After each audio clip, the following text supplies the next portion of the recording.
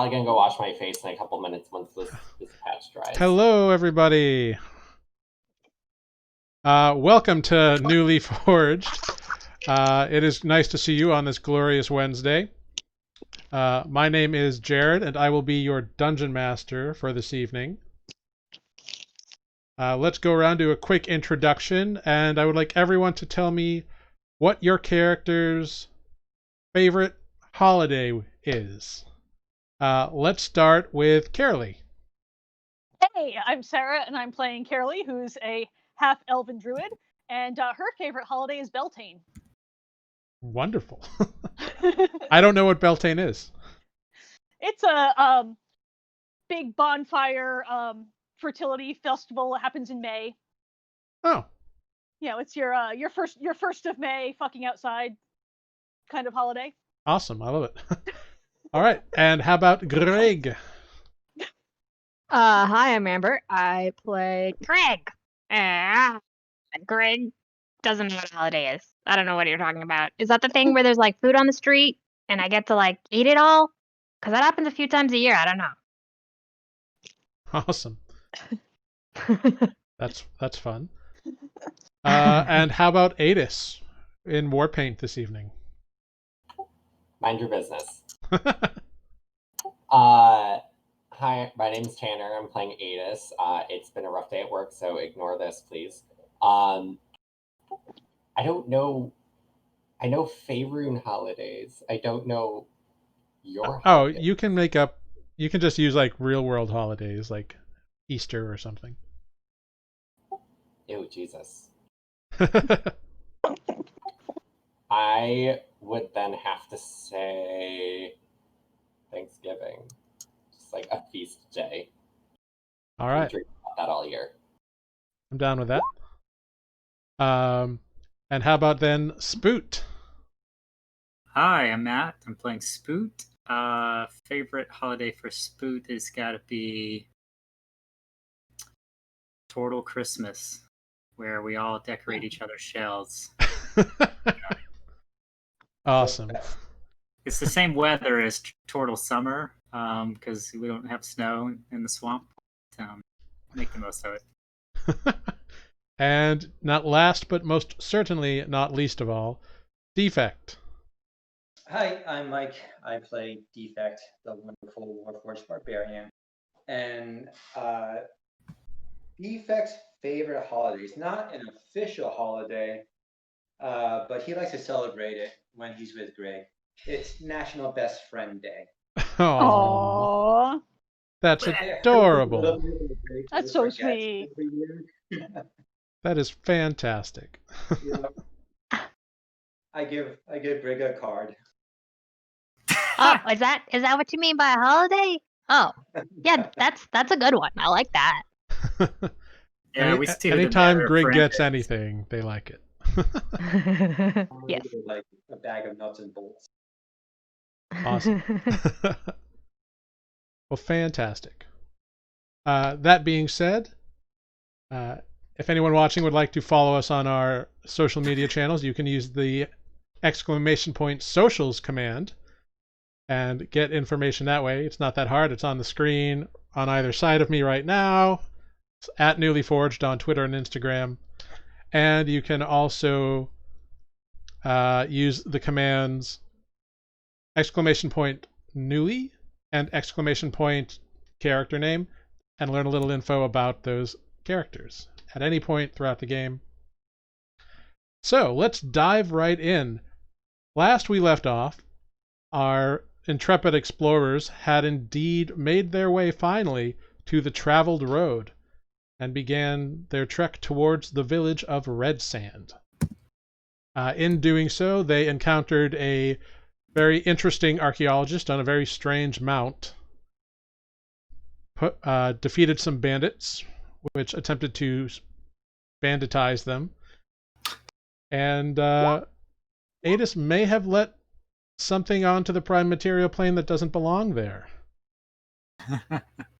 And that is where we faded out on that evening. Everybody setting up camp, having these two mysterious figures walk out of a portal that sort of exploded They are traveling to Redsand to fulfill a contract they have been hired to do to return this artifact known as the Worm's Beacon, which nobody knows why it's called that. And they have in their company one of the kobolds who stole the Worm's Beacon, who has become a sidekick of some kind to Adis, maybe, at least for the time being, known as the Mighty Mies, who is currently scurrying around and just poking at bushes with his short sword. You must be on watch. As one should. Especially Indeed. after Grig's experience. Freaking bushes. Those bushes are mean. It's getting possessed Terrifying. with a smile. Mm-hmm. So, these creatures walking away into the dark, the setting up of camp begins. What would you all like to do? Oh, and I also broke to everybody that I'm from the past. That That's is true. Yeah. Adis has revealed that he is, or was born, maybe about 1,000 or so years ago, a little more than that, maybe. So that's fun and exciting news. A man out Yes. of time. Yeah, he is, as Grig says, weirdly old. Yep. Yes, indeed. Did I say that?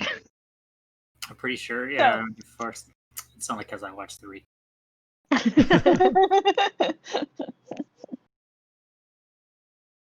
Well, go ahead. No, go ahead. I don't know what I was going to say now. I was just going to make a general comment about setting up camp. I Awesome. think I should be a little bit more of a participant in the camp setup than I was the last couple of times we made camp. Sorry about that. I mean, do you want to tie up the ropes for the tents? Sure. I- I'm not. Ooh. I mean, what Greg is trying to say is my rope tying skills aren't the best, maybe, as we've learned. I mean, if you want to help in the cooking, I would appreciate that. Sure, I can do that. You need any help finding some fun little spices to stick in the pot, or you want me to tend to the pot while you're out? I mean, if you want to find the spices, I can at least go get the game. Sounds like a good deal. All right, each of you can go ahead and roll a survival check to see how successful you are at locating your quarries. Not Okay. my best night. 13 out of 20. You are both perfectly capable of finding a variety of foodstuffs. Spoot, you find some wild coriander and some basil and stuff. You find a little natural herb garden in a couple of places. So you find quite a few that are very useful. Some stinging nettles as well, if you want those. Ooh. Those are really fun for tea. Yeah. I was just gonna say we can have tea. Adis, you managed to take down a small boar. So you have quite enough food for the evening and the morning and such. Probably for a We few can have days. bacon with our tea. I was Yeah. about to say bacon. Yeah. You can definitely make use of the game. So well done. Defect, can I stick these tusks on you? Does it work like that? I'm sorry, stick these tusks on me? What makes you think? Who are you? I don't What? know. I feel like maybe if we attach the tusks, it would make him look more threatening. No offense, Defect. I'm gonna like stand up and just kind of like impose my my height against him. Like, I'm sorry, what? I'm just gonna like reach up and just like put it like right there on you. See? It promptly falls off because there's nothing there for it to really stick No, to. like I'm holding it there. Oh. Adis is holding a tusk on your face. I'll quickly like glance a shot to Grig. Grig? Punch him. I will lightly punch Adis away from him. Okay, Lightly. make an attack. It's like a short punch where you, like, With- hit you in the With jaw. the raging. Non-lethal. Non-lethal. Yeah. All right. Yeah, so just a So- normal unarmed attack. So you go to like slowly punch Adis, and he just kind of steps out of the way. Just Dodge and slow attack, Adis. There's hope for you yet. I don't mean to interrupt the fun, Adis, but you might want to come take a look at this pot of stuff you're cooking. I'm not really much on recipes, so shit. I just As it bubbles and boils over. Turtle shrugs. Great. Well, the evening meal is had. You managed to save it without it burning too badly. I give the Mies the tusks. These are fun. Mies kind of puts them in his little satchel that he has. And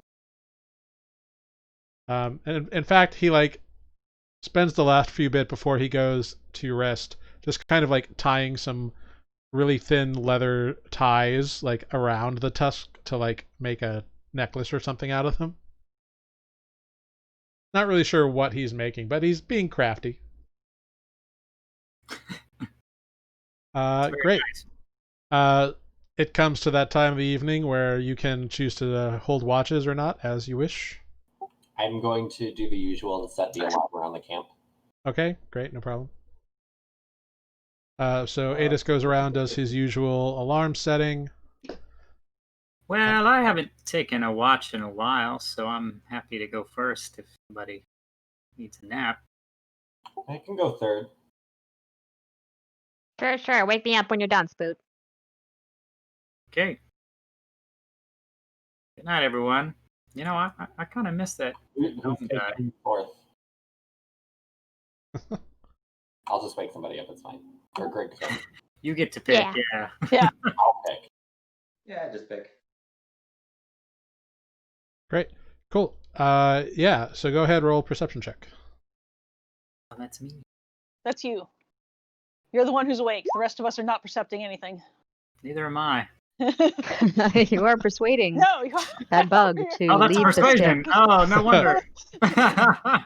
Say, who are you Whoops. persuading? No wonder I was so low. Trying go to persuade through someone to eat your stew because that might take it. How's that? Great. So you watch around. Nothing untoward happens. It seems like a nice evening. Enough time passes, you can wake up the next person for watch. All right, I'll sort of shuffle over to Greg, trying to do it silently so I don't wake anyone up, and give them a gentle nudge with the back of my claw. All right. Greg is awakened. Oh, it's you. All right. Yeah, so sorry. I think it's your turn. Okay, sounds good. Good night, then. I'm gonna Good just night. hunker down in that spot. It withdraws within. Very nice. Very cool. Greg, go ahead, roll a perception check for your watch. That's Oh, a dear. 3. We're back to this, are we? Yeah. You're just kind of looking around at stuff, and something catches your attention, and you just kind of spend all evening. In fact, you forget that you're supposed to wake somebody up for a little while, and then you're like, oh, right, got to do that. But nothing happened, so it was great. That's good. Good. I go wake up Adis. Right? That was number 3. Great. Yeah. Hey you! Wake up! Wake up! It's your turn. I stayed up a little long. I forgot what I was doing. It's Good fine. night. I'm up. Do you want some wood to make your arrows again? I can pull some out. Sure. I'll take that. Out of the bag. Fantastic. Yep. Great. So you can spend some time whittling if you are so inclined. Yeah. Can I just use my passive then? Yeah. So your passive is 16? 15. 15. Okay, great. You don't notice anything, but I would like you to roll a straight dexterity check, since you are not proficient with woodcarver's tools. So, Yikes. you make one arrow and ruin like 4 potential arrows. So sad. I'll take it. Okay, At least he didn't cut his fingers off. that would be a natural one. Great. But you finish your watch, and it is time for you to wake up person the 4th and final. Question. How many pounds of wood did I just ruin? I'm going to say you ruined 2 pounds of wood. Okay. Like, it was just the wrong part of the log that you whittled away. So it was, like, snappy. Okay. By log, I mean branch. I will wake up the Mies and wake up Defect. Okay. Oh, Mies wakes up. Yeah, boss. Yeah. You're on watch for the morning. Oh, God. The last bit with the big robot guy. Okay. I'll go walk over towards Defect and like.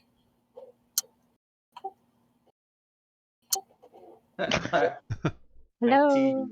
And I heard you. I'm awake. So take the watch. Yeah, it's you and the Mies. I'm gonna go to sleep. Yep. All right. Mies is just kind of walking around the campsite, doing his thing.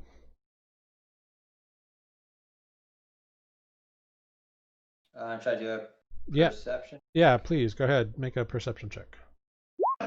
Everybody wrote down their berries? Yes. Yeah. Thank you. 2 berries. Cool. So Defect, you are not really paying that much attention to anything other than Mies walking around. Is there anything I can critique him on?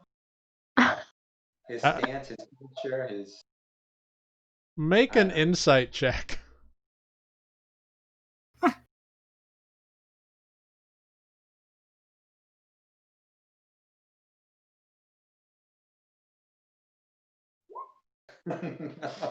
As far as you can tell, he knows exactly what he's doing. No. He's such an imposing warrior. Yes, he is a veritable epoch of patrol and sentry duty. Great. The sun rises. Mies starts squinting his eyes. Everybody else wakes up. Everybody has had a full night's rest. So everybody has all of their hit points. Spell slots. Yep, spell slots, abilities, all that jazz. All the good stuff. And the road is yours to depart I upon. cook up some morning bacon for everybody. Oh,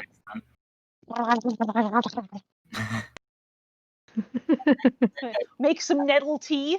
I was gonna give you a fork, but I guess you don't need it. Huh? No. Well, You're carrying a fork? I have a mess kit.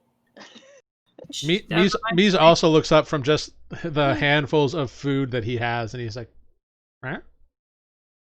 What's a fork? It's a tiny stabby thing you use for food.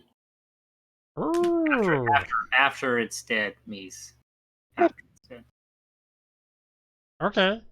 I like stabby things. Jared. Yes, Matt. Speaking of the nettle and the tea, is that something that I might be able to whip up with my herbalism kit? Nettle tea? Yeah, you can just make that. Okay. I'm not gonna make you roll for nettle tea. just really want to use your kit. I mean, it could be really bad. I know. He could be totally wrong. Maybe they're not actually nettles. Well, see, that's why I asked. Because apparently, with my herbalism kit, I know the difference at least. So I'll surprise Kierley with some nettle tea this morning. Okay. Great. Nettle tea and bacon. Breakfast of champions. We need hot bean juice. Unfortunately, there is no hot bean juice currently where you are. I'll try to look for some wild coffee, but I don't think it grows in the arid waste. Well, you're in the Withered Pines still, so Also, don't think it grows anywhere where the name is Withered. Yep, no. probably not. That's fair. Also, not with the pines. No, it's decidedly a tropical. Yeah, no. I don't think there's going to be coffee anywhere on this island. Continent, but yeah. Oh, yeah.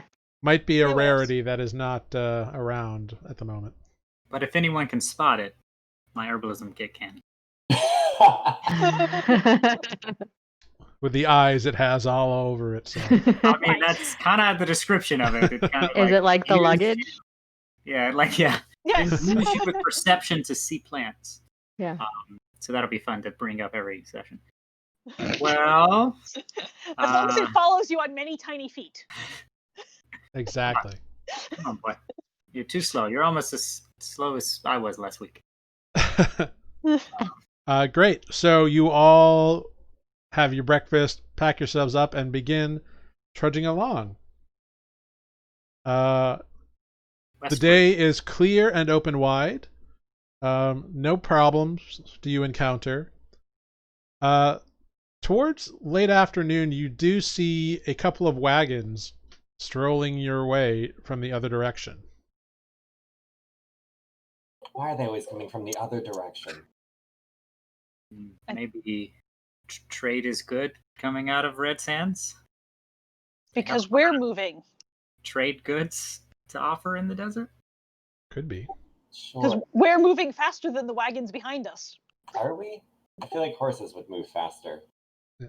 Well, any horses or oxen are also pulling heavy things, so That's true. I mean, they would move faster than Spoot, wouldn't they?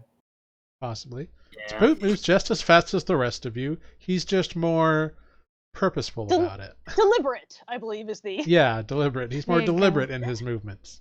I am also studying the way in which the path we're taking. Yes. I like to look around.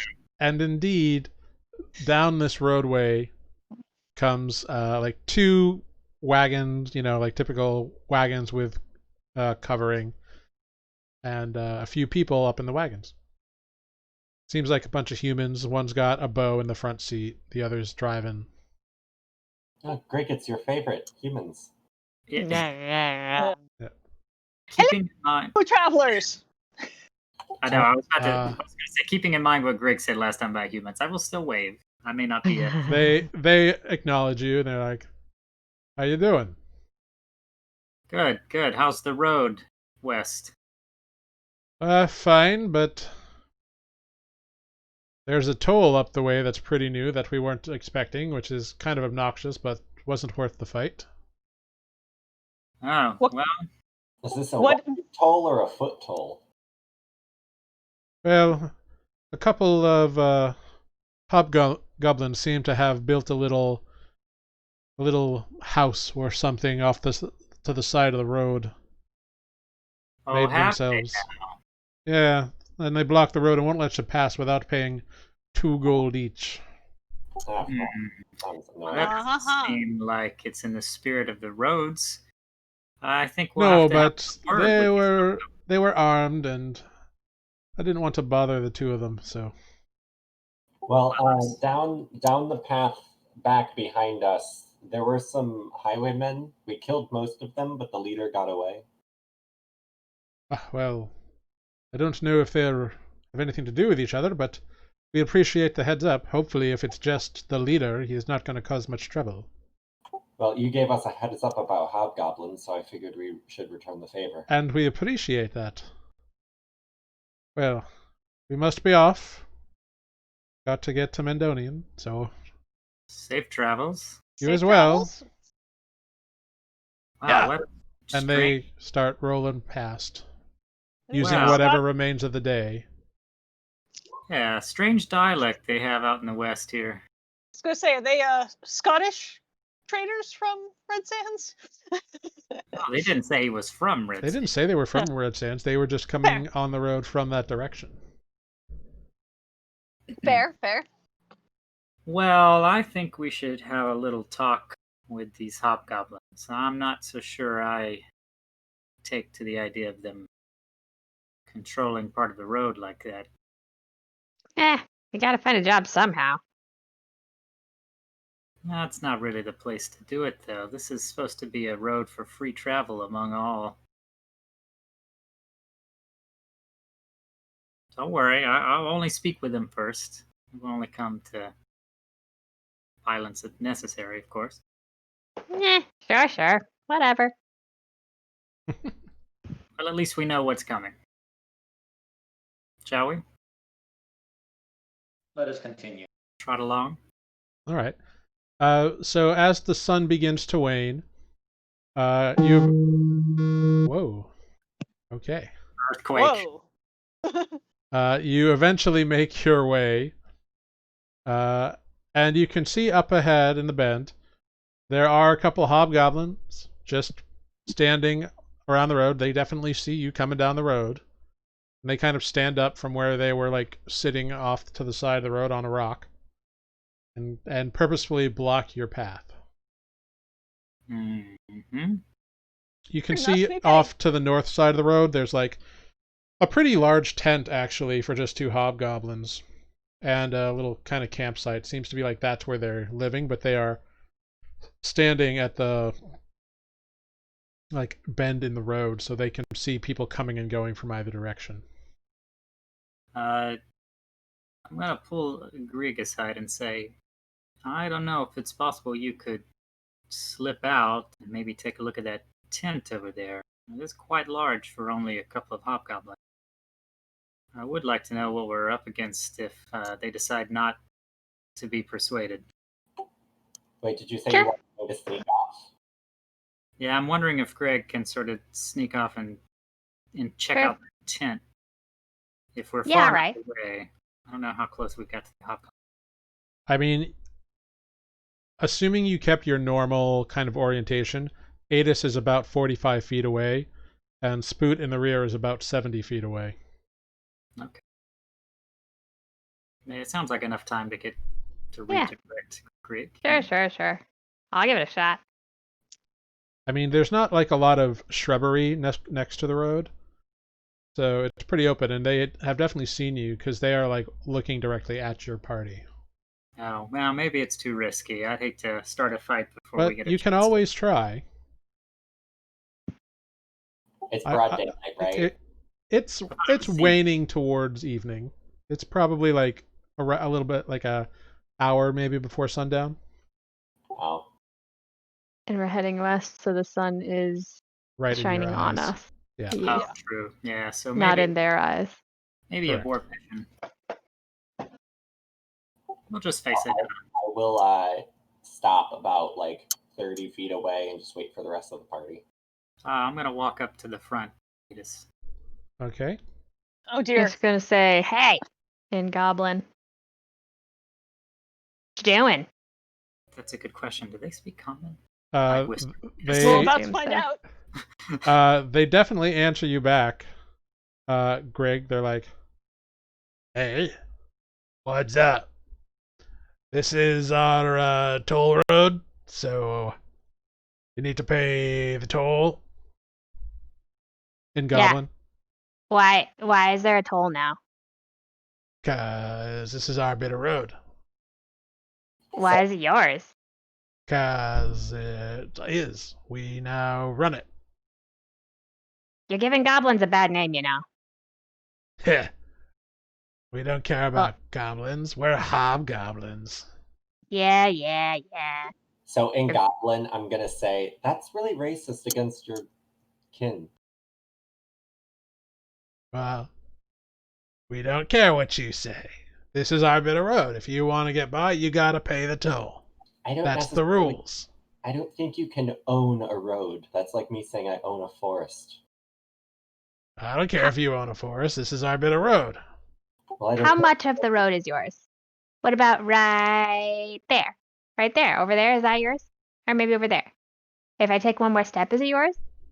But what if I walk over there? It doesn't matter how much of it's ours. This bit's ours. We keep it safe. We keep it clean. If anybody wants to go by, they gotta pay. That's the rule. Hey guys, can we just like walk around a little bit? Just like bypass them? No. It's in common or Do you keep it clean? What do you do? Anything we kill, we get off of the road so people can still use the road. Oh, I see. So you make the mess and then you clean up your mess. If we need to. I don't think Huh? that's paying. I'm gonna Well, whisper. I don't see how you're going to not pay. I think you can be very persuasive on not paying.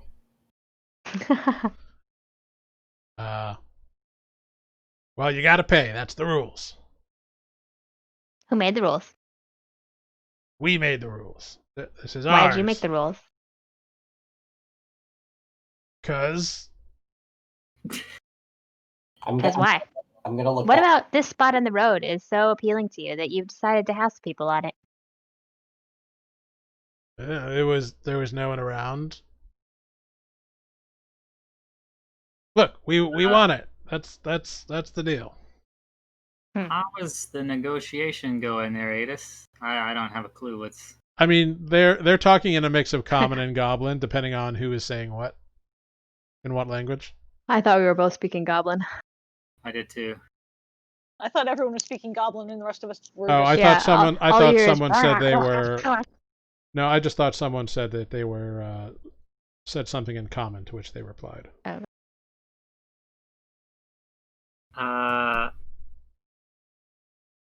Well, I'm gonna say to Adis, are you having any luck there, persuading them to let us I mean, pass? They really think this stretch of the road is theirs, no matter if we try to walk around them. Well, I don't really think I can stand for that. I'm Could entangle them. I'm not sure anyone can own a bit of road. I was just gonna pay him in arrows. Yeah. Could just kind of entangle them so we can walk by. Well, let's give you a little view as to what you're looking at right here. So. Oh, looky that. I'll turn to the mighty Mies and just be like, Mies, they think they own the road and that they're the boss. Okay. We're gonna show them that we're the boss. Okay. So we're gonna kill him? Yeah, I'm gonna. Okay. I'm gonna Wait. throw and aim it at the hobgoblin. Wait. There may be something I can try Okay. here. We may not have... They look nonplussed by your arrow. Do you? I'm just gonna call out. Do you speak common? Obviously. Good. And then I'm gonna try to cast a spell on them. Okay, what spell are you attempting to cast? I'm gonna try to cast. Does one of them look bigger than the other? Like he might be more alpha? You can make an inside check, sure. For lack of a better term. Sorry. Yeah. Entangle them both from here. They both have like fairly similar kind of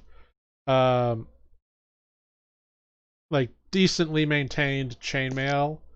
So it's hard to really tell. One of them's got like a big scar across their left cheek.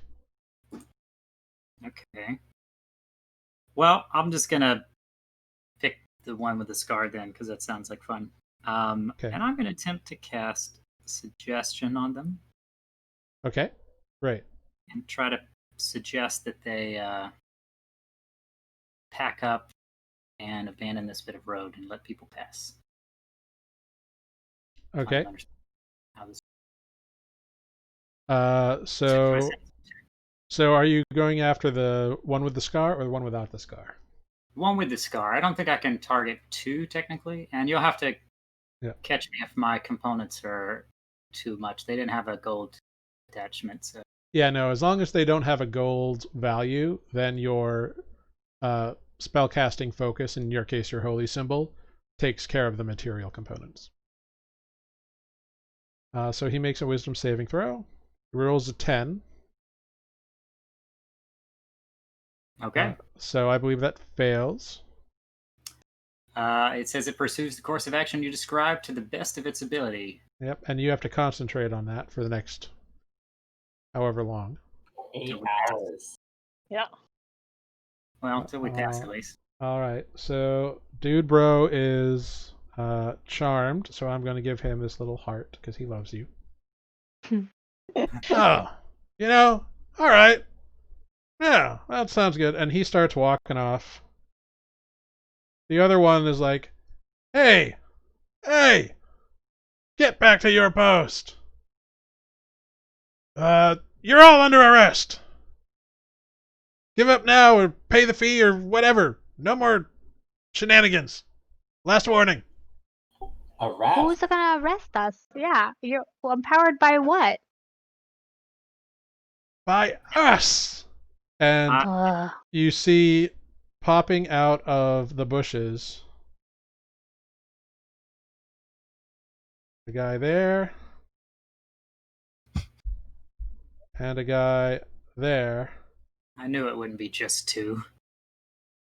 And then he's like, we got trouble! And then from out of the tent pop 2 more as well. Jeez Louise. Still think you want to give it a try? In Goblin, Greg will say, well, obviously. Have you seen us? And I point to Defect. Yeah, I'm going to turn to Greg and just say, I tire of this talk. Can we just kill them? Yeah, I think that's all we're doing. You want to watch this one. He's got fire eyes. Can I charge one right now and just like wail at him? Well, now you have taken aggressive posture, and so have they. So we're going to roll initiative. Try to avoid the one that's leaving. I think he's okay. Yeah. We'll let him go.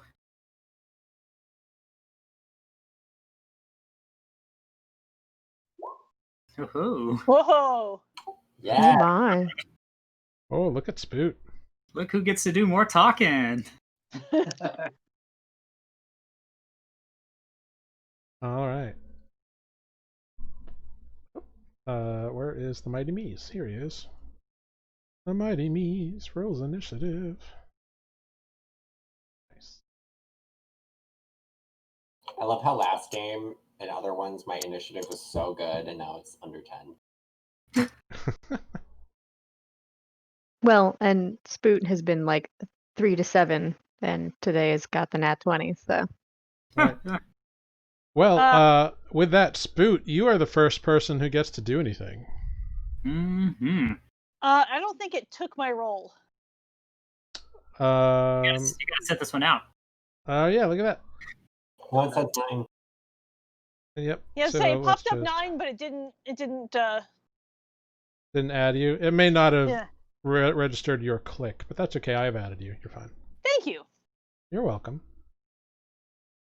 Great. So Spoot, what would you like to do? Okay, so we've got 2 behind us. Left. Okay. Considering this one here was feistiest, I'm gonna... Yeah, so these 2 that were in the road, they have long swords and shields, as do the 2 that popped out of the tent. These ones that jumped out of the bushes have longbows. Oh, I see. Okay. Well, in that case, I'll target this guy nearest me. Mm-hmm. And I'm going to try to turn it up just a little bit. I'm going to try to hit him with some guiding bolt. All right. A 10 will not hit, however. Wow. It's better. Great. Then as my bonus action, I'll get out my shield and mace and stand at the ready. Okay. Great. Fantastic. That's all there is. It's my turn, right? All right. Yes, Defect, it is your turn. I activate rage. I charge in. Relentless attack. Great axe to the face. Okay. Oh. Oh. 20. You run charging in, and you trip on the way, so you fall prone. I have relentless attack, so Reckless. Oh, right. You have advantage. Reckless has advantage, I yeah. forgot. You did say that. Oh, so good. Yeah, so a 20 will Good thing. definitely hit for 16 points of damage. Yay, advantage. Yeah, you just slice. Like, your axe is, like, still embedded in this hobgoblin. And he's just looking at you like, "Arr!" Like, you could probably, like, pull your axe out and, like, wave him around almost. Like, it's pretty solidly in there. You can say he's regretting his choices. He is indeed regretting his choices in life. Anything else, Defect? That'll be it. All right, we go to Greg. I will say to the first goblin, in goblin or hobgoblin in goblin, Told you. and I'm just gonna firebolt the longbow, the other longbow up here. All right, go for it. It is only a 7. Too bad. A 7 misses. She dodges out of the way of this one. Cool. Yeah. And I'm gonna hide behind Spoot All right. because it's always worth trying. All right, Okay. 7. Great. So once again, you try to get behind Spoot's thick thighs, but only your head is there at the moment. The rest of you is sticking out. Well, if you can't see anybody, they can't see you, right? Yeah, there you Yes, we're going by emu and ostrich mentality. The hobgoblins, this first one goes, "Boss, we got trouble," and moves in to Spoot and is going to attempt to smash you with his longsword, Spoot. Attempt. Yep, that is a failure with a 6 to hit. That is not what I thought you were going to say. Yep, that's a natural 20. These two come down. This guy just goes over to the camp and begins, like, packing things in boxes.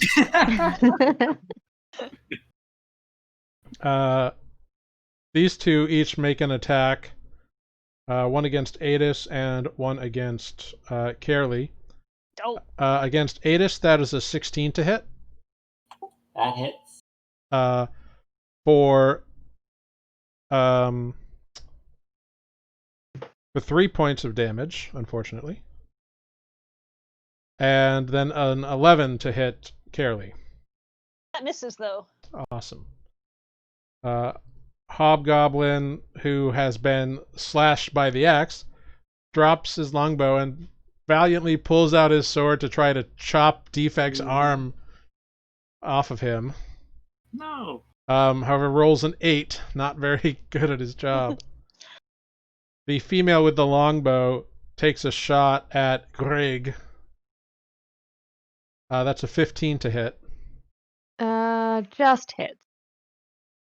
Then you take 7 points of piercing damage. Woof.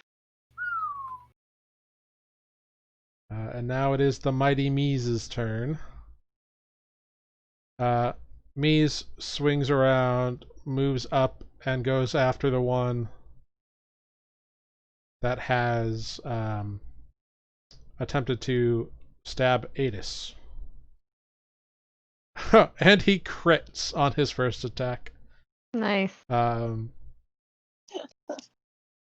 Which, you know, is a good thing. He has pack tactics, because otherwise it would have been a disadvantage. Ooh. Because We it's keep fighting during the day. sun right in his eyes. Yep. But he still rolls a natural 20 and deals some damage to this dude. And his second attack bounces off of the shield.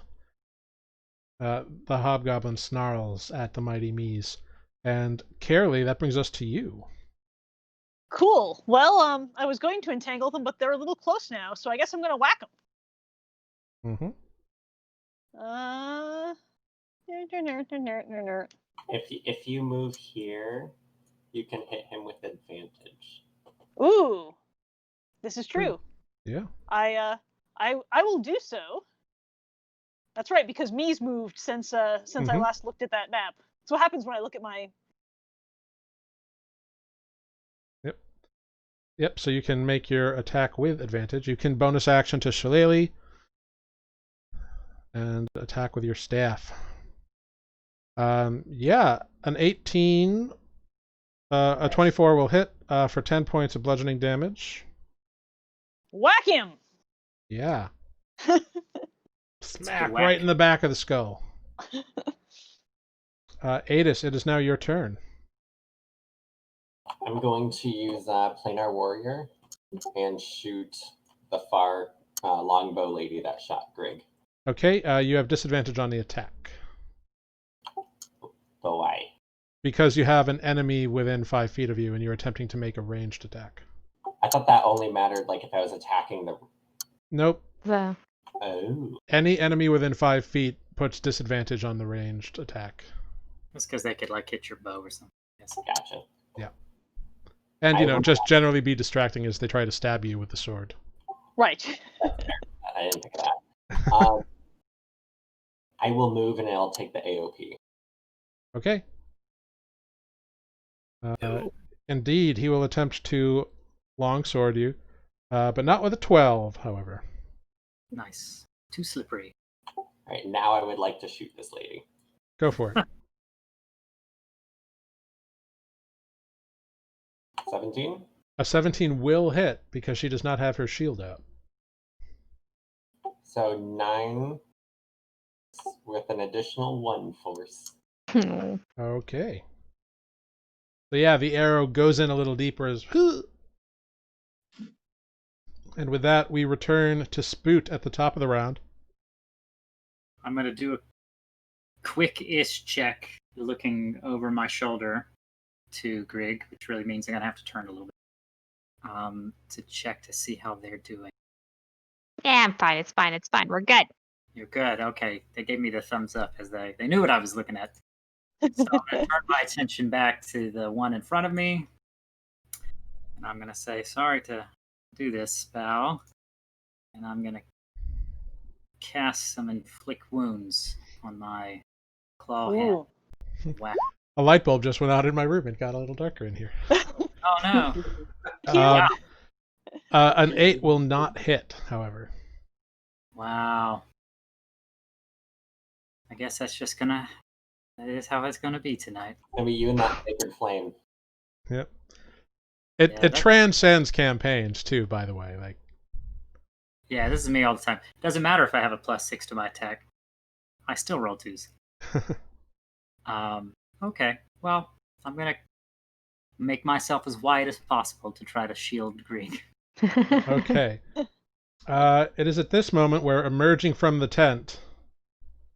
Is another.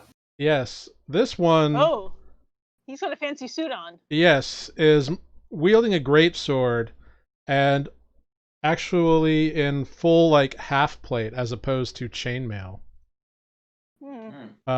He looks at what's going on and moves in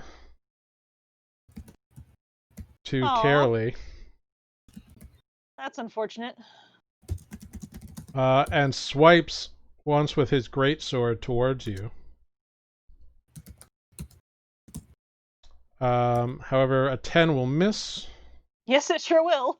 And he swipes again with a 21 to hit. Oh, that'll hit.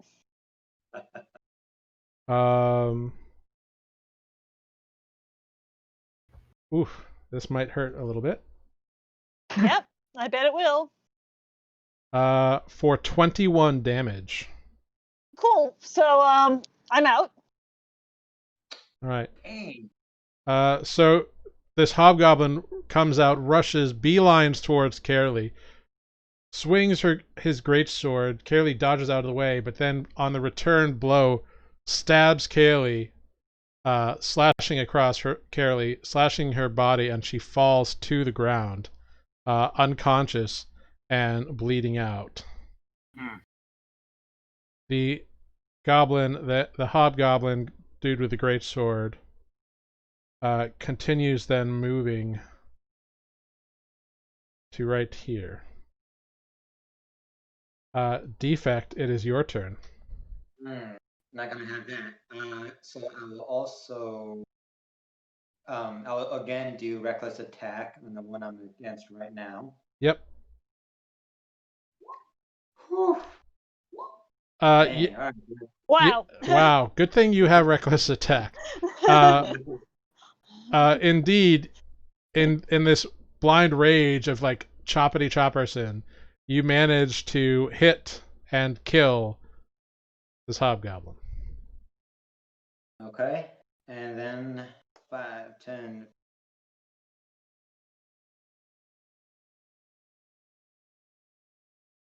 Yep.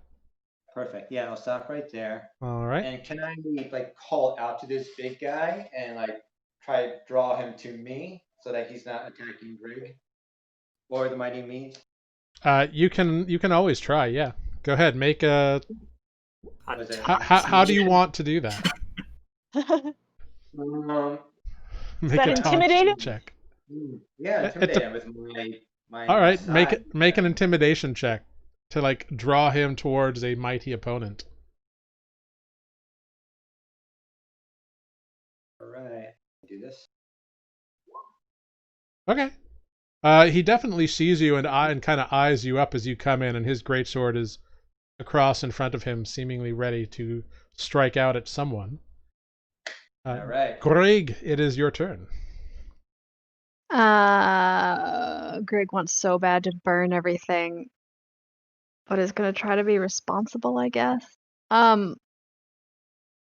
Cool. So, Greg's gonna disengage Okay. and hop back over to the rocks, and I'm gonna use my action to build about my little tiny robot spider legs with a chompy mouth, and make the protector, which looks like it's all set up. So everyone within, well, it's not going to roll this time because it rolls on a bonus action, but I've pulled it out, and it is a protector. Okay, great. So what does it do? Protector gives temporary hit points. Nice. Ooh. D8 plus my intelligence bonus. Yep. To people within 10 feet of it. Yep. And Greg can move it on their turn as well, right? Yeah, it has a speed of 15, so it can move independently of me if I want it to. Great. Very cool. Fancy. So it just popped out right next to you, but you can put it in any whatever square next to you you want it to be in is fine. Okay, yeah, I'll just put it right there. Yeah, no problem. Great. That was Grig. Next up are some hobbygobs.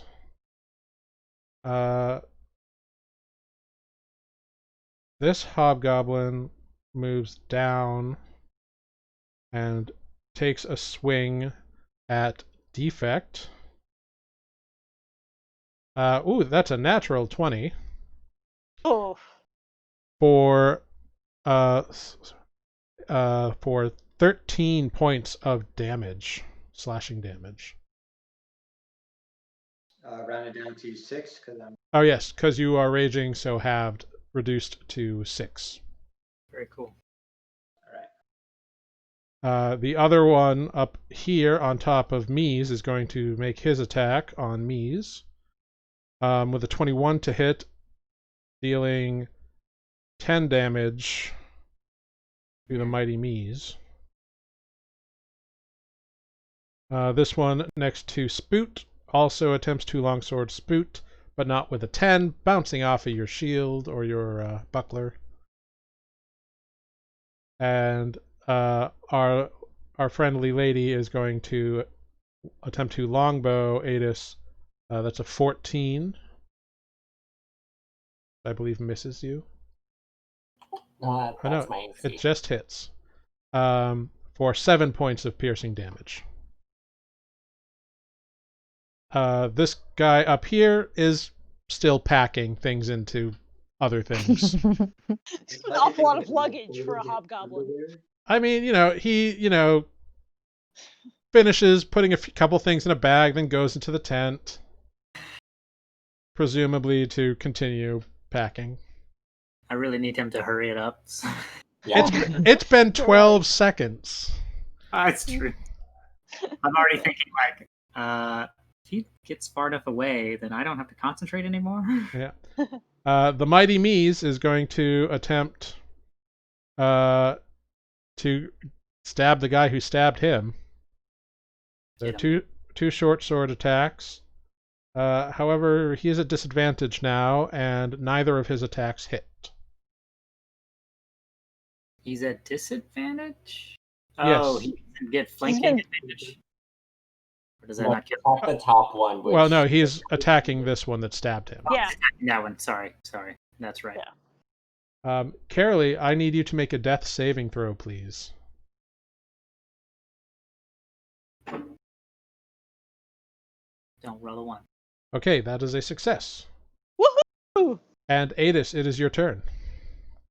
I'm gonna shoot the lady with the bow again. Yeah, do it. Oh yeah, 19 will hit. 7 fours plus an extra 8. Okay, yeah, so you line your bow up and shoot right into the chest, and it doesn't just hit the chest and go through the chainmail. It like pushes out the other side, and she's got this like 2-inch hole in her, and she just oh, he dead, down in the bush. Cool. And then I'm going to move out a little further to about here. All right, Spoot, it is your turn. I'm gonna say that I heard the commotion of the bigger hobgoblin come out, turn around, and go, Oh yeah, he came out roaring in fury. So. Oh my, that's a big one. And I see Kirley down, so I'm gonna sort of yell an Aquan at her, some healing word to get back in the fight. Mm-hmm. Go for it. Carol, you get 10 points of healing. You get 10 points of healing damage and are no longer unconscious. Healing damage, huh? Yeah. I did it. It's the best kind of damage. It would appear that I rolled that as a level 2 spell, so you're welcome. Oh, so Thank you. extra heal. We'll Wonderful. go with it, I guess. I will not retcon that, but dang. But good time for it to happen, though. That is true. Great. And then I'm going to sort of try to just keep this guy busy here in front of me. So I'm just going to do a good old-fashioned whack him with the mace. Healing word is a bonus action, right? Yeah. I never remember which one is a bonus action, so I'm always like, ugh. Yeah, healing word and the other doesn't matter. Thank The other- you. A 14 will not hit, unfortunately. It bounces off his shield. Just tit for tat, aren't we? Yep. Next, the big dude with the mighty great sword swings towards Defect with a 19 to hit. Yep. Or it would be 14 points of slashing damage, but reduced to 7. Okay. And his second attack is a 12 to hit. That one missed. Okay. And he yells in Goblin, "Take out the big one!" For those of you who speak Goblin, understood his orders. No, you won't. All right. And that brings us to Defect. Yeah, I will retaliate with an axe against him. So a 15 to attack. A 15 will not hit. Ooh, Doesn't get through his half-plate armor. dang. I will. Nah, it's cool. All right, I'm good. Okay. Greg, it is your turn. Cool. First things first. Let's see. Oops, wrong one. Yes. Cannon and I are gonna. Yeah, screw it. Scooch right here, Okay. and then everyone. Let's see. Oh wait, that still doesn't quite get Carolee, huh? Yeah. can- There's. Well, it's No good way to within do it. it's within 10 feet, right? 10 So feet. so Oh yeah. Okay, you're right. Okay, Yeah, I just she's- can't do squares in my brain. All right, sweet. So that gets everybody. Eldritch Cannon's gonna do its protector thing. So everybody gets 5 temporary hit points. Yep. 1d8 plus. Yep. Okay, cool. So we've got Defect and Carolee and myself each get our 5 temp hit points. And the Mies. There is also Mies in the range. Oh, and the Mies. Yeah, if- give it to the Mies. If you select the Mies, you don't have to. Yeah, I'll give it to the Mies. All right. For Easy. sure. All right. So everybody Um, gets 5 temporary hit points, which Yep. are different than regular hit points, by the way. We Yeah. register those. The circles where I put them. Yeah, you can put them in the blue circle. Cool. Yeah. They And then they are just hit points that get taken out of before your actual hit points. It's a bear. and anytime that if you're in range of it again and it re-rolls, you can take the higher number, but they don't They don't stack. Yeah. So like if Gotcha. I rolled a 6 next time, you replace your 5 with a 6. But if I roll another 5 or a 4 or whatever, you keep the 5. Provided you still have the hit points. But yeah. Well, right. Yep. Fantastic. Just to clarify, I am outside of the square of. Correct. You are. Yeah. That's Come on, give me my And- stupid things. Then I am going to do my goblin-y disengage Mm-hmm.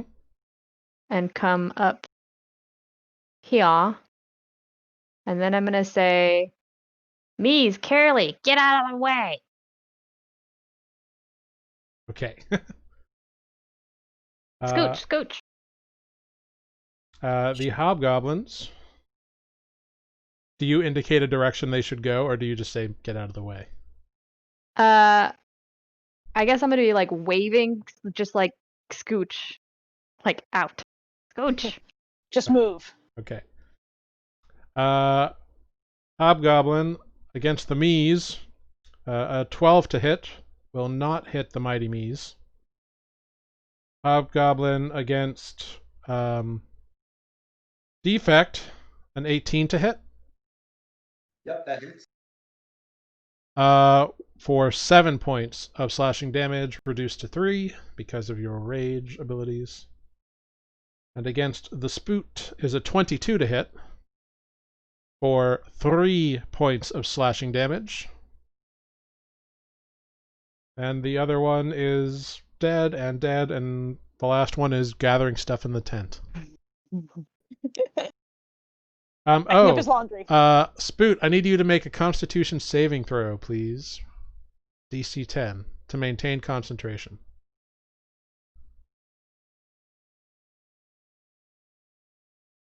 Ooh, you make it, but Ooh. just barely. Fantastic. I love it. He's a little distracted, but The mighty Mies is going to keep trying to attacking the guy who keeps trying to attack him. Oof, no good. The first attack, he actually trips over his own feet and falls prone. And gets back Mies. and gets back up and stabs out. Again, missing. Mies is having a rough go of it now. However, he's going to make a wisdom check to see if he gets what. Nope, not with a 2. So Mies is like, Mies surrounded. And Carolee, it is your turn. Cool. I'm going to stand up. All right, you As stand up I'm, from prone. That is, No longer mostly dead. yep, that is half your movement to do so. Yep, and I'll take my chances. I'm going to move as suggested out of the way. Okay. Over there. All right. The Hobgoblin uses its reaction to strike out at you. However, misses with a 9. Excellent. Oh, the Mies is right in the middle of everybody, which is really inconvenient. I guess I'm gonna throw. Did it do it? It did. I'm gonna throw that ice knife. All right. To which individual? The one who just tried to hit me.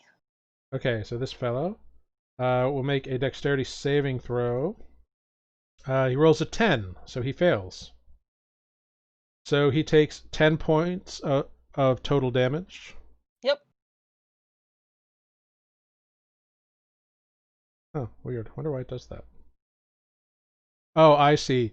So the attack roll misses, actually, with an 11. But the exploding ice damage is what hits him for 6 points of cold damage. Okay, great. Yeah, the weird that the a knife... spell has two things, it has two things, but it's all good. It's all good. Yeah, it throws and then it explodes. Yeah, no, it's great. Fantastic. All right, Adis. Very much like Gambit, yes. I'm going to shoot an arrow with the force damage. I'm just... can we just assume that I always embed my arrows unless I say so? Sure. Okay. I'm going to shoot the boss. Okay, go for it. Oh yeah, 22 will definitely hit. Nice. So 10 force. Yep. Plus another 7 force. Oof. Yeah. Nice. How often can you do that anyway? What? How many times can you do that, or is it just infinite? Oh, nice. Thanks. Yeah. Cool. It's fancy. Fancy arrows. The extra force damage only happens once, so if I shoot twice, yeah. Right. Yeah. All my arrows do force damage, but the extra D8 is only once. Yeah, it's like Colossus Slayer. It's only once per turn. Yeah. Yeah. Very cool. And then, assuming I heard Greg say for everybody to move out of the way. For Mies and Carolee to move back. Yeah. Would I have heard that? Yeah, I'm I would screaming. say so. Greg is not a quiet individual. I can be. She's not known for her whispering in the middle of a melee. Yeah, I can be very stealthy though. They have a tendency to just shout it out loud. Mies, just move. All right, Spoot. Can I try to roll persuasion? Oh, I mean, you don't have to persuade Mies. He pretty much listens to you. Okay. I will. Yeah, he has a different relationship with you, so it's okay. It could fuck up him moving if I rolled. That's true. Okay, Spoot. Spoot lets out a mighty sigh, as he is tired of always missing everyone. But he's not a quitter, so I'm going to keep trying to hit him with my mace. You just have to do push-ups every day. Oof. A 17. He just barely manages to get his shield up and block your attack. Aww. That's all right. That's all right. It was just 2 damage. That would have done nothing. It's fine. Okay. Next. Can I take a look? Oh, wait, hang on. Oh, yeah. Sorry. I want to take a quick look. I need to do my job every now and then of actually making sure people are healed. Uh-huh. So I want to take a look at... Is there a way I could look behind me and see Mies and Defect, or do I need to pick one? You can get one with a medicine check. I will do... Or you can try to get like a battlefield, but it's a higher DC. Battlefield. Let's go for it. All right. Go ahead. Make your medicine check. Okay, yeah. Mies looks a little scratched, but not too bad.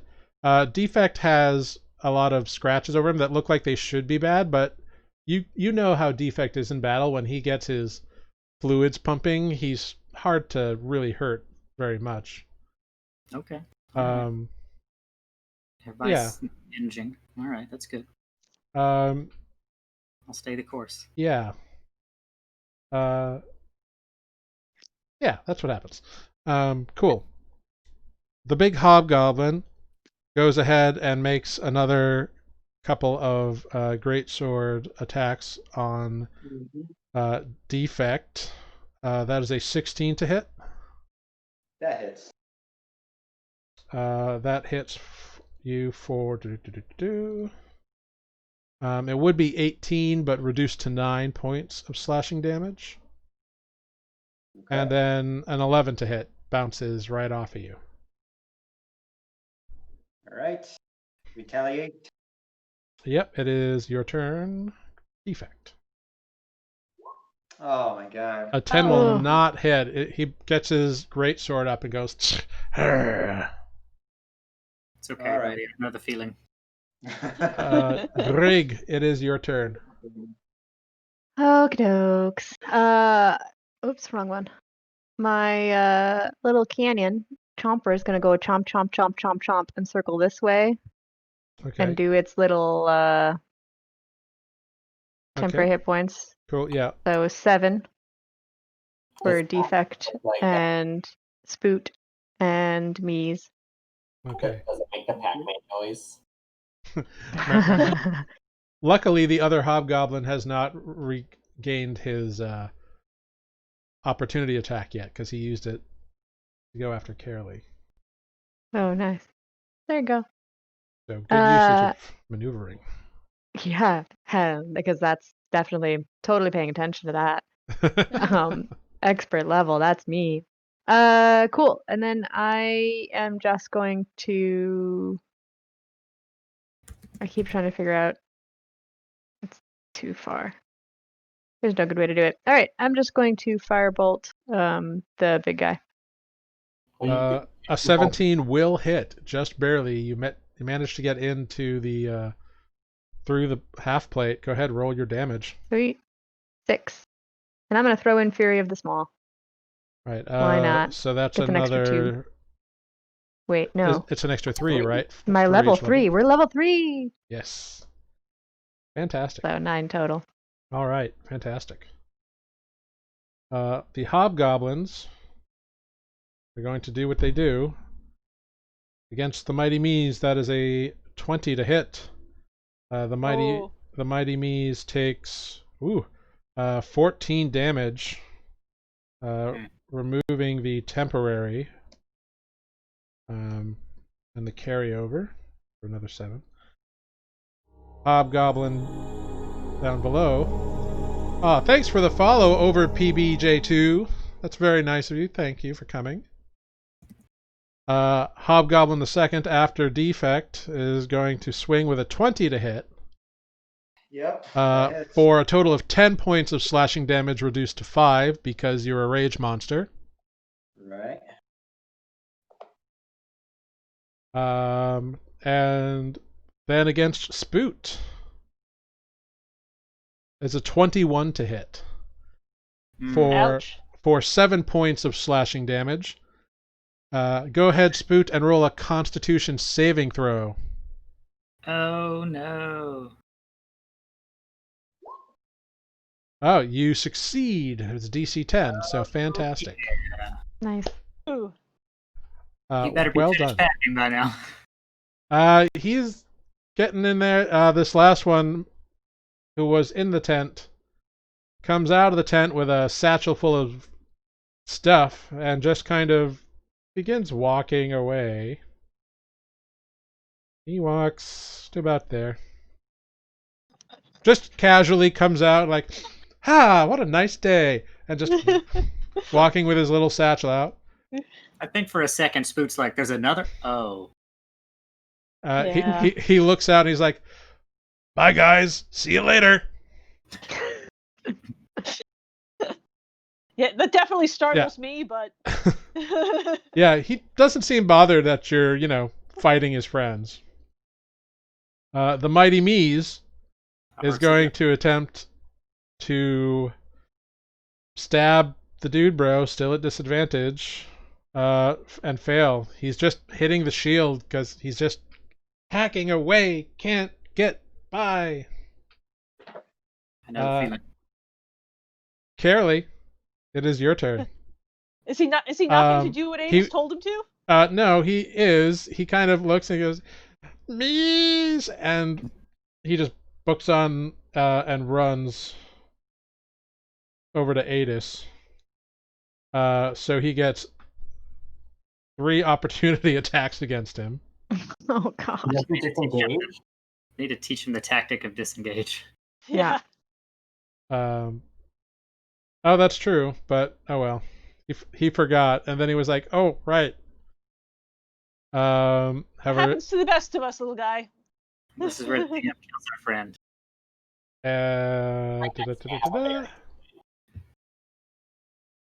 However, all the attacks miss. Oh my god. Nobody can hit the mighty Mies. Nobody can hit the mighty Mies. Somersaulting out of the way. Yeah, he like full on barrel rolls out. He just like drops to the ground, rolls to the side, pops back up, and is out of there. Looks like Clone Wars Yoda, just like. Yeah. Carolee, it is your turn. Cool. I'm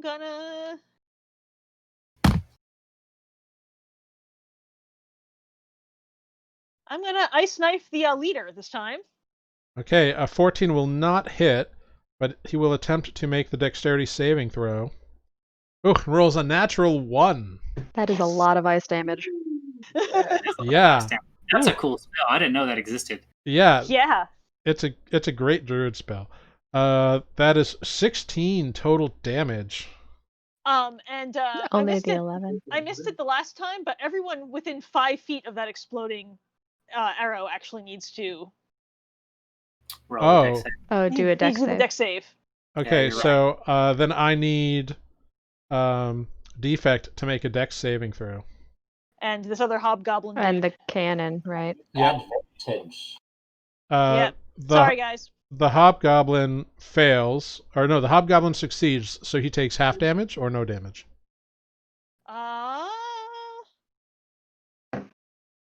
No, Defect no succeeds. damage if he succeeds. Cool. So the only one that fails then is the cannon.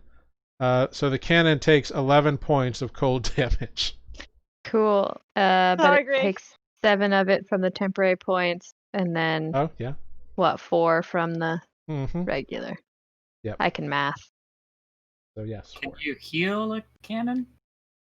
With mending. With the mending cantrip, yeah. Great. Very nice. Adis, it is your turn. The mighty Mies has come running up to you. I'm going to just shoot the one that's attacking Spoot. Thank you. Okay. Help. I would like to hunter's mark him first. Okay. You do so. He's got the little red dot on the back of his head.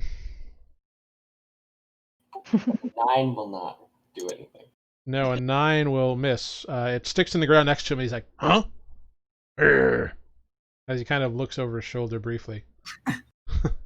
PBJ, that is awesome that you managed to take out Abraxas. All right, that brings us back to the top with Spoot. Boom. Okay, so Jesus ran. Can't heal the cannon. Hit. All right. I'm just gonna keep whacking on this guy here in front of me. Yeah. And here we go. He's now glowing a bit. He's got that red dot. It doesn't grant you advantage. It's not fairy fire. It's hunter's mark. Yeah, that's right. Well, darn. That's okay. An 18 is enough to just hit him. So he takes 4 points of bludgeoning damage from your mace. Well done. I need to do some strength training. Push-ups every morning. Have you tried to push up a 400-pound turtle? No, you push up yourself. Oh. Yeah. Next up, is the boss of the Hobgoblins. 2 more attacks at our friendly neighborhood Warforged. The first attack is a natural 20. Ugh. Oh. Right, still raging. Oops, I forgot. That gets doubled as well. Wow, okay. 19 plus 8 is 27 plus 14 What? is 31, 41. Did he Nope. smite? It would be 41 points of damage, but it is reduced to 20. Oh, thank God. Good. Yeah, good thing defect is Rage Monster. Jesus. Wait, what is this? Everyone kill that thing. It is a Hobgoblin ability, actually. I'm making a hobgoblin next time. Yeah, they're pretty nice. Hobgoblins They're very. are martially trained, I will say that. They're rather resilient. The second attack is a 22 to hit. For 6 points of slashing damage reduced to 3. That doesn't even feel like anything after that last one, does it? Yeah, that first one managed to find a spot like right in between that was just pure wood, and he just carved right in. All right, I'm still standing. All right, I'm still standing. Good job. The Hobgoblin with the big greatsword is like smiling and gleaming at you, feeling it has success within its grasp. But Defect, it is now your turn. Right. Wow. Let's go all in. Reckless attack. Uh-huh. Great axe. An Alright, 18 will hit. So 14 points of damage. All right, you return the favor, smacking into him, tearing through some of the armor, bouncing off pieces. He staggers a bit, but he's still holding on, but he looks in really bad shape. All right. Good. That's what we can do, unfortunately. Yep. So that's it. Stand my ground. All right, Greg, it is your turn. Cool. Greg's gonna run right here and so cast Thunder Wave, but so the goal is to originate it like this Mm-hmm. or origin, so it doesn't hit my pals. Right, it's a cone, right? 15-foot cube that Okay, originates off of me. Yeah. No problem. But I think I can originate it off of me and not hit my pals from there. Yeah, you can totally go like pachow. Yeah. So DC 13 con save, and All then right. 10-foot pushback if they fail. Okay. Uh-huh. And then, okay. And then... And this is the wrench and the jeweler hammer smacked together. Oh, cool. Just so we're clear. Yeah, very nice. So You you have to take have the out C the wrench. Yeah. crescent wrench, jeweler's hammer, you smack them together.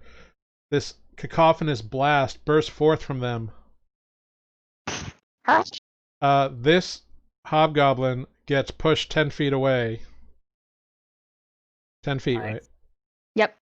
10 feet and 9 damage. A success, you get half damage, but no push. Okay. So with 9 damage and being pushed, that hobgoblin gets pushed away and falls down dead. Nice. That was a weak hobgoblin. He did not He have was a- much life he was a- left. He was a battered hobgoblin. He was And battered. it's true. so these two right here resist the Fascinating. spell of your movement, or the movement of your spell, and stand their ground. But then they look at you and kind of snarl, and then you notice there's blood trickling out of their ears, and they both are like, "Huh?" as they take the 4 points of damage, each of them, Ah, very cool. and fall down dead. Yay! All right. The boss had exactly 4 hit points left. That's amazing. That's so. He really I wanted. He love really wanted to Thunderwave. take out. He really wanted to take out defect. Nice. And my little cannon's gonna do its protector thing. My Okay. little cannon. It's like My Little Pony. Oh, this time we Oh. get 11. So everybody My has little cannon, 11 my temporary little hit points. cannon. Yeah. Can you actually make the protector into a little pony? No, I don't want to. That's a different artificer ability to make a little Yeah. pony. No. Different kind of artificer. It would be Minnie. Mini little pony. No. Minnie. The And it would have hobgoblins. sharp teeth. This dude, bro, is going to attack Spoot, kind of in fury, and like, no. He's going. What? That's a 19 to hit you, Spoot, It's my AC. for 3 points of damage, taken off of your temporary hit points. Yeah. And I need you to make a Constitution saving throw. Oh boy, I really don't want this guy to. DC 10. Perfectly fine. Which means our friend Dude Bro just, walks away. It's like a stroll. In fact, he walks so far away, like he walks 60 feet down the road and just keeps on going. The Mighty Mees. This is like the end of Wolverine Origins. Where Yeah. Riker was. Okay, I'll stop. The Mighty Mees rushes now, looks to Adis, and then goes, I'm gonna get him! Rushes in. Mees will get him! Mees attack! There's straight rules for Mees now because you give him pack tactics. Okay. However, a 22 will hit for 8 points of piercing damage. A 16, however, will not hit. Ooh. Carolee, it is your turn. Oh, cool. Maybe I won't throw any more damaging ice knives at the remaining guy And your friends. and my friends. What else can I do with these? I really can't do anything useful. That's unfortunate. You can shillelagh. You can go hit it. I can go hit it. Shillelagh's always nice. It really is. So we're gonna rush in and whack him. Go for it. Attempt the whack. 16, he brings his shield up and blocks you. Damn Adis, it is your turn. I'm gonna shoot him. Go for it. I'm not gonna shoot him. Yeah, with an 11, he manages to get his shield up. He knows you're there. Spoot, the mightiest of spoots. I'm gonna give him an offer at the beginning of my turn. Tell him All it's right. not too late to follow your friend there. I'm pretty sure he packed up all your gear anyway. But Well, he packed up his gear, so. Oh, well, it's not too late to pack up and get rolling, but I am going to have to hit you, or at least try. A 22 will hit him. That's a solid hit. Yeah. Nice. And 7 points of damage will kill him. Yay! Spoots. That always happens when I don't want to kill them. Well, you can have chosen to. I would let you say you wanted to do non-lethal damage if you want. You know what? I didn't think of it.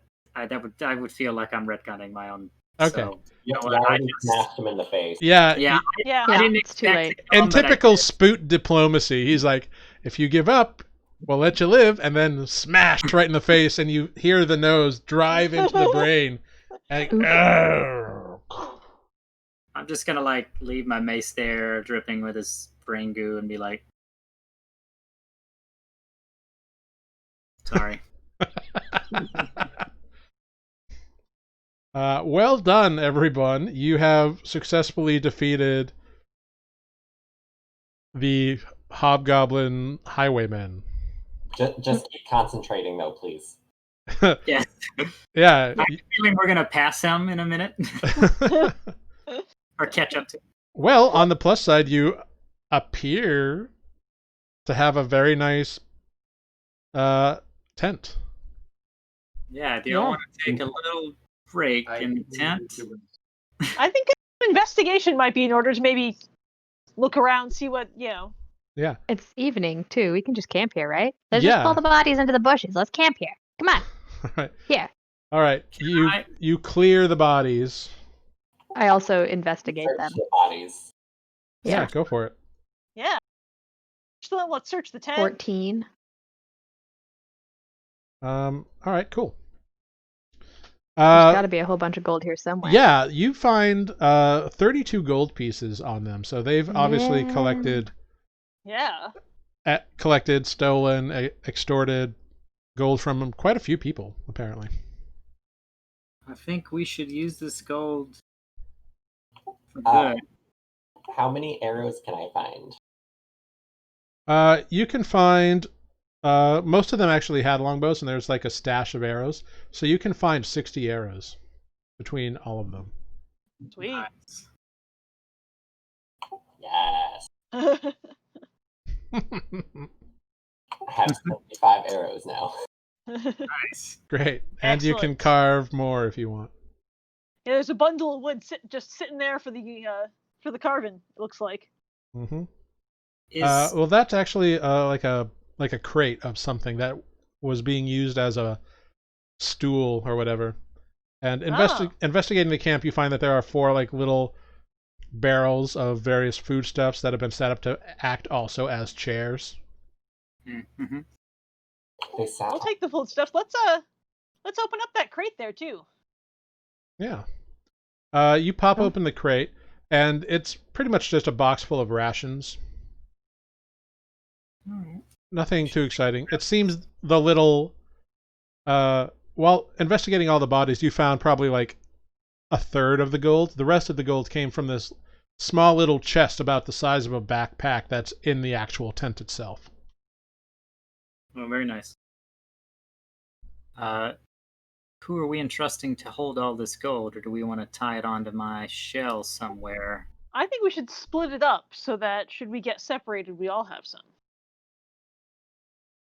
Fair enough. I hope that we will all use this gold to keep the road safe. I think it's our duty at this point to reuse what was stolen from these poor people, these weaker travelers. Whatever. That human did not look that poor. He had 2 wagons and horses. Come on, Spook. He's fine. Well, either way, it would make me feel better. How much do we get if we split it all so I can update my inventory? I mean, yeah, there's like 32 gold there, so you can divide that into silvers and coppers, because it's not all gold coins. It's like the total sum of it equates to 32 gold. Oh, okay. But it's a mix of coppers and silvers, and there are a few gold pieces. So like 6 gold and 40 silver? If you divide 32 by 5, it becomes 6.4. Mm-hmm. 40 silver? I think so. Well, 4 silver, not 40 silver. Oh, sorry. 4 silver. Yeah. It's like, that seems wrong. Why is that so wrong? Could be 40 copper, though, if you want copper instead of silver. How many electrum? Don't talk to me. There was only one. To me. Your entire village ran on Electrum, Adis, so you're very familiar with how that works.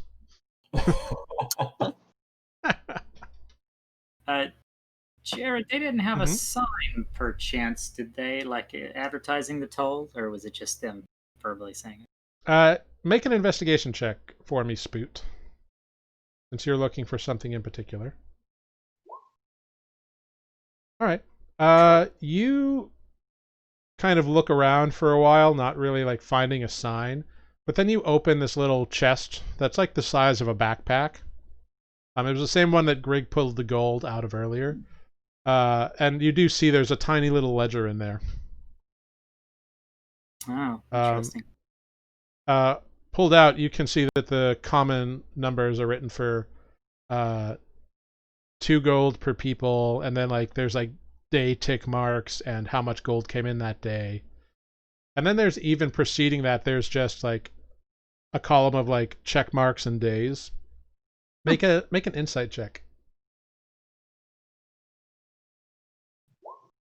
Okay, great. You get the feeling that the boss or someone like watched this area for a while and like saw how often people went by and decided that it would be worthwhile to set up a grift station or something here. What you looking at, Spoot? What's that? Well, it looks like quite a bit of research went into picking this spot in the road to get maximum profits, which just makes me kind of angry. Yeah, Oh, I was thinking that makes me happier because then they weren't just idiots. They actually thought about what they were doing. Yeah, but that means they had some bad intents, and we can't really, give them much excuse for it. But that's okay. The road's a bit safer now. We've got a little extra gold, a little extra food, and a ready-made campsite. Yeah, and I have to say, I'm a little surprised that the one that packed up didn't take any of this gold with him, or maybe he did. I don't know. He seemed pretty bamboozled by you. I gotta say, I don't blame him for setting up. You gotta make money somehow. Yeah, well, there are better ways to do it, I think. I don't know if they would actually hurt anyone, but after the response we got, I think that, had someone refuse. They hurt me quite a bit. Yeah. Yeah. Yeah, I mean, and obviously you find all their equipment, their long swords, that one big great sword. Need some new weapons. They're all wearing damaged armor. Now, that is now damaged. Now damaged. So the half plate wouldn't be worth anything? You could sell it for, scrap metal maybe, but it's not functional anymore. Somebody might use some pieces of metal if they needed some components for a spell, perhaps. Yeah, like you could get scrap. It's scrap metal material. Yeah, I'll take some scrap. I like scrap. I can make stuff with scrap. Yeah, you could fix up your little critter there. Do you still have enough boar for dinner or no? Yeah, totally. It was a boar. You guys eat a fair bit, but you're not that bad. Yeah, Defect eats away a lot, doesn't he? I don't eat at all. Yeah, Defect doesn't need to eat at all. Not to eat. He doesn't eat and he doesn't sleep. He's a machine. He just hibernates. He's a ghost in a shell.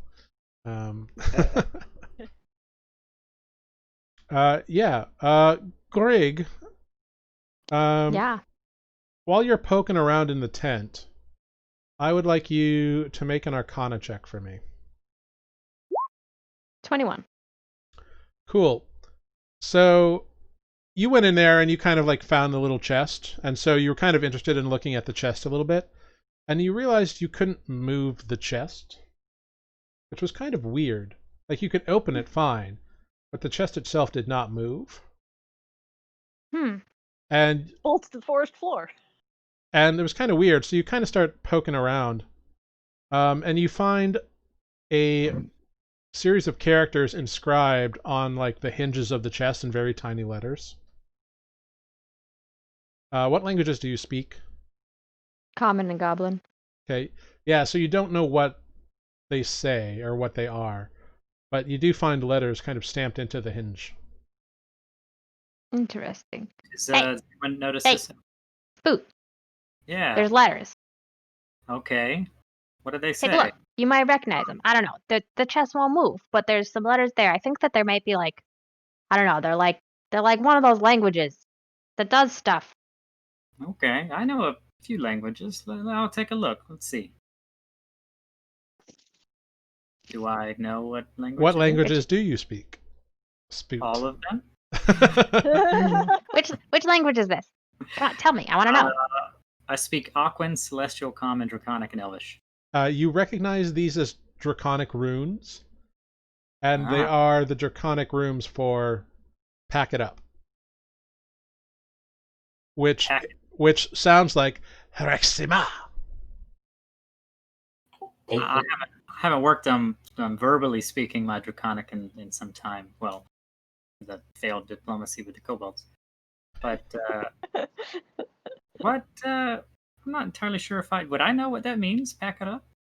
Does it mean anything, or is just? I mean, you know that, like, you know, What does it say? Is colloquial, that what it it means says? pack it up. Okay. Say it. Say it out loud. See what it does. Ask me. Okay, here we go. Oh, yeah. Mises' Draconic's probably much better than mine. Here, Mies. Do we think he's literate? Right. Oh, yeah, he can read Draconic. You can read Draconic, right, Mies? Or just speak it? Yes. Okay. Well, say pack it up for me in front of this chest. Pack it up. In Draconic.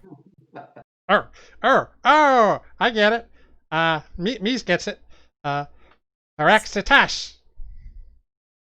At which point the lid closes and the tent itself starts like pulling in to the center, getting smaller and smaller as you are in there with it. Mies freaks out and runs out of the damn thing. Mies, I can say it again. I'll say it again. I'll say Harashkata. It doesn't stop as it's kind of folding itself up. Try saying stop.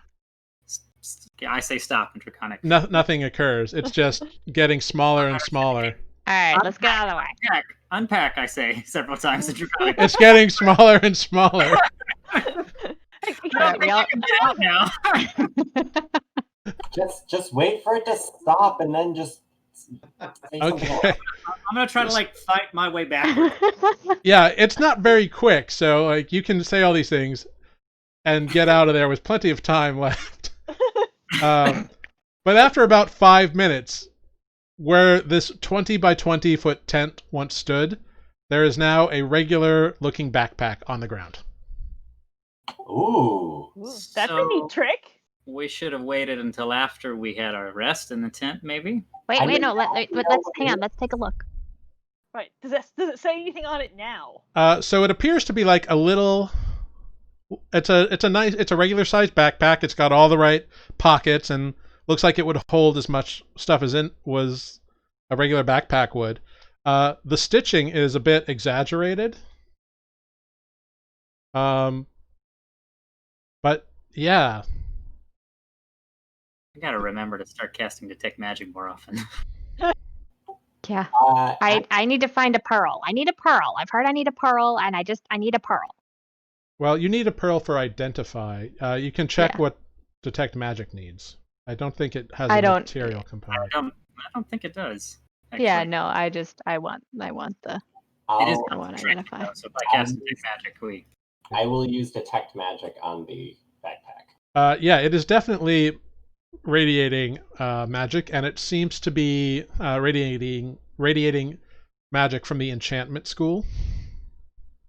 Oh, it's an enchanted backpack. Yes, and looking at it, you can see it's made of like really fine leather. It's surprisingly stretchy as you kind of like open the pockets. The stitching is all very exaggerated. And you do see those same runes, Spoot, on a strap of the backpack, like a little name tag on like the JanSport, like on the edge of the zipper. Dead. So did all the Except stuff it get doesn't packed have up a too? zipper. Well, the only thing that was in the tent was the chest and bedrolls and like blankets. But it all went in. Seems to have. Okay. Okay, open it back up. Yeah. Open it back up. We need to find out if all the stuff can go inside. Wait. I'm trying to read it. Hang on. Did the runes say different words? Nope, same exact words. Same word. I'm gonna try to repeat, pack it up, and see if it reverses. All right. Yeah. So they. Oh, hey, Adventure Initiative. Thank you very much for the raid. Nice. Woo woo. Very nice to see you again. Indeed. So as you say the words, it like a flap unfolds and it begins folding down. You put it down on the ground, and 5 minutes later, a 20 by 20 foot tent has appeared where it once stood. This All right, is Greg Oh. useful. starts dragging one of the crates of food and like puts it in. And come on, help me. If it can hold the foods and stuff, then it'd be really great, and then we can just carry this stuff. Come on, let's try it. Greg, food probably will still go bad inside there. So We can open and close it. It's fine. Come on. So you push the crates of food and the barrels and stuff into the tent. Yeah. Say it again. No problem. Wait, don't we want to sleep in the tent first? No. We need to know. We need to know before we do anything. Come on. It's not too late. It's not too late. We have to find out.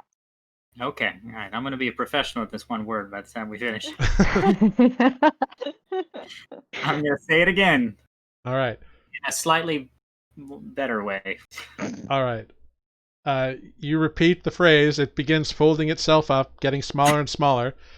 Once it gets to about the size of the crates that you threw in there, it starts pushing the crates out. The crate and the barrels all pop out, and then it folds itself back up into a backpack. Do they hit Greg? Make a dexterity saving throw, Greg. You butt. Just made Do. Well, at least we didn't break.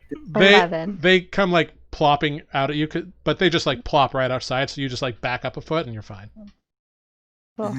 That would have been so exciting. We could have carried all this stuff. I guess we could take some of it out and put it into my bag. Okay, great. This time, can I try? I want to try and say it. I want to try. Okay, all right. I'm going to kind of like sort of slowly pronounce it for Greg to say.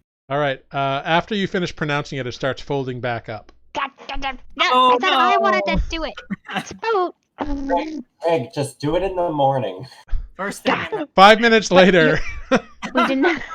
the tent has returned We need to know how it from works. backpack form. Uh, From Like this this- experience, I will say that it seems if you say the words, it folds up or it either becomes a tent or a backpack.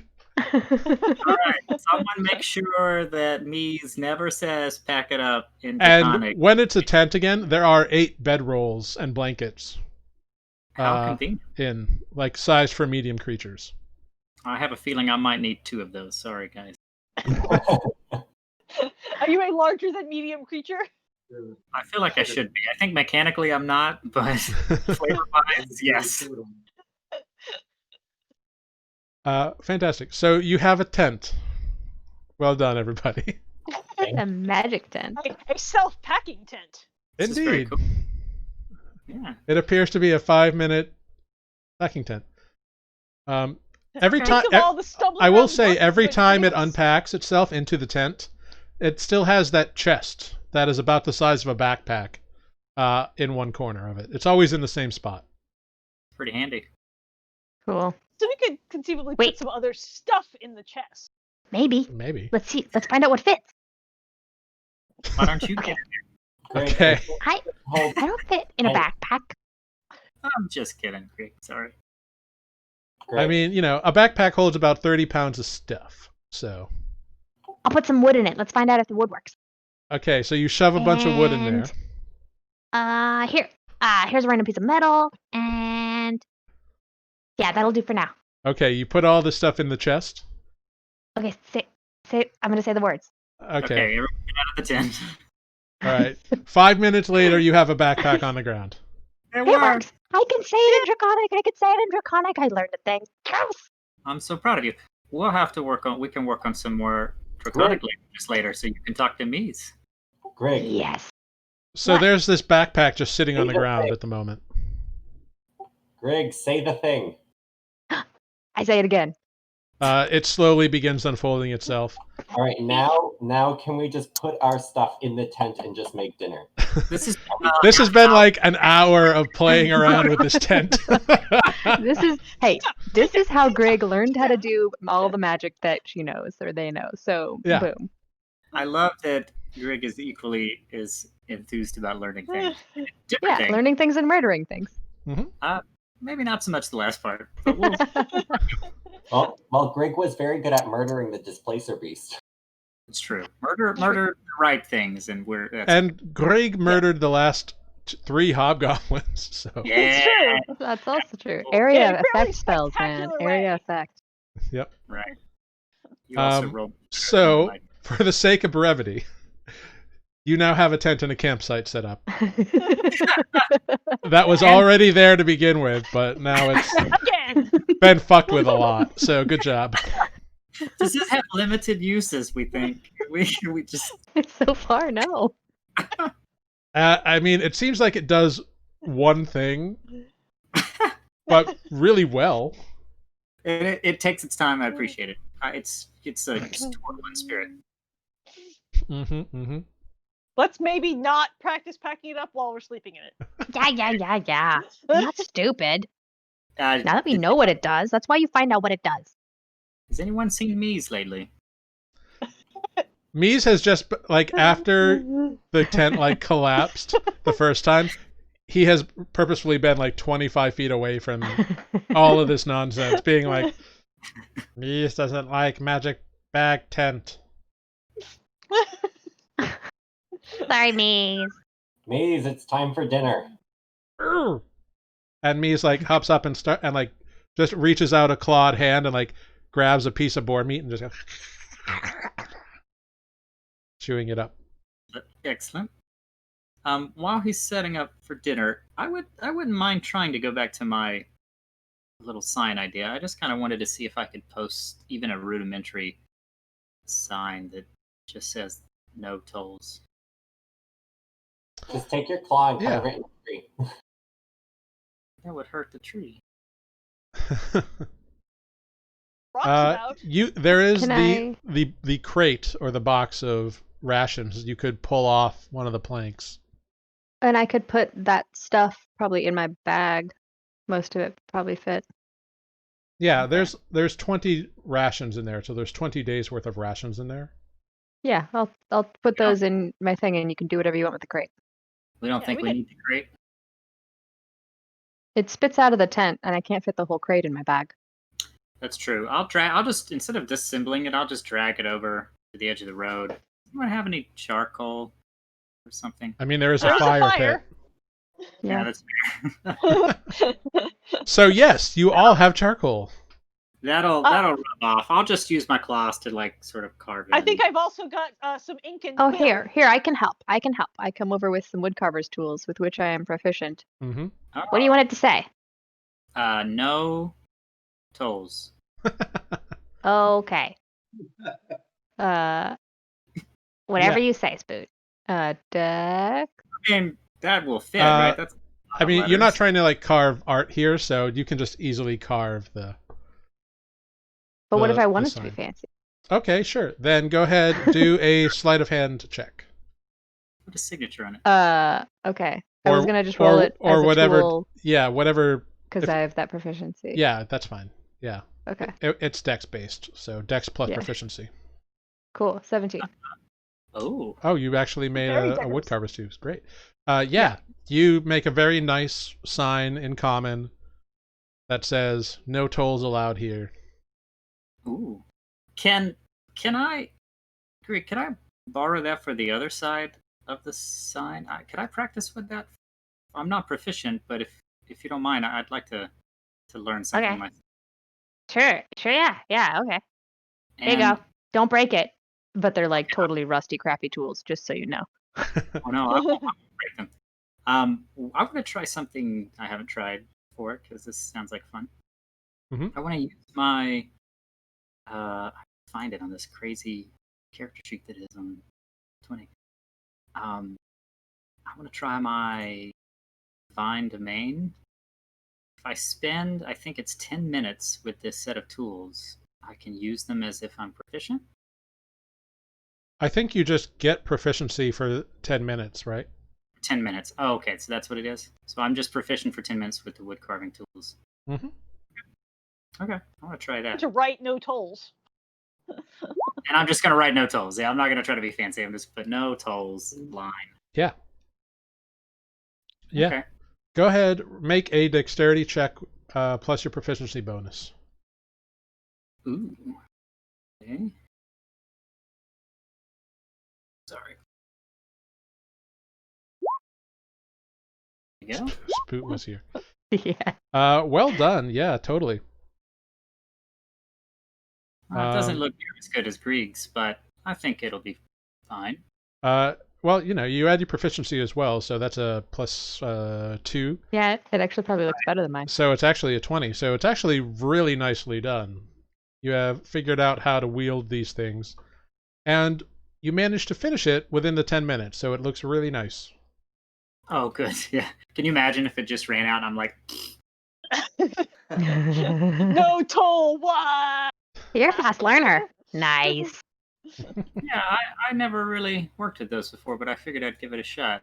Anyway, I'd like to, practice with you sometimes. Maybe I can teach you some more phrases in another language. Yeah. Mm-hmm. All right. Well, maybe we should go eat some dinner now. Pick some watches. I think it's sufficiently dark at this point, isn't it? Yeah, it has definitely gotten dark. The last bits of daylight went away with the tent shenanigans. Hmm. Excellent. This is any magical item we find. This is probably how the first hour of us having the I mean, possibly. Oh, I wonder what this does. Yep. Everyone has to try it. Here, try this. Say these words. Yep. Hey, Good you gotta luck in learn charisma. somehow.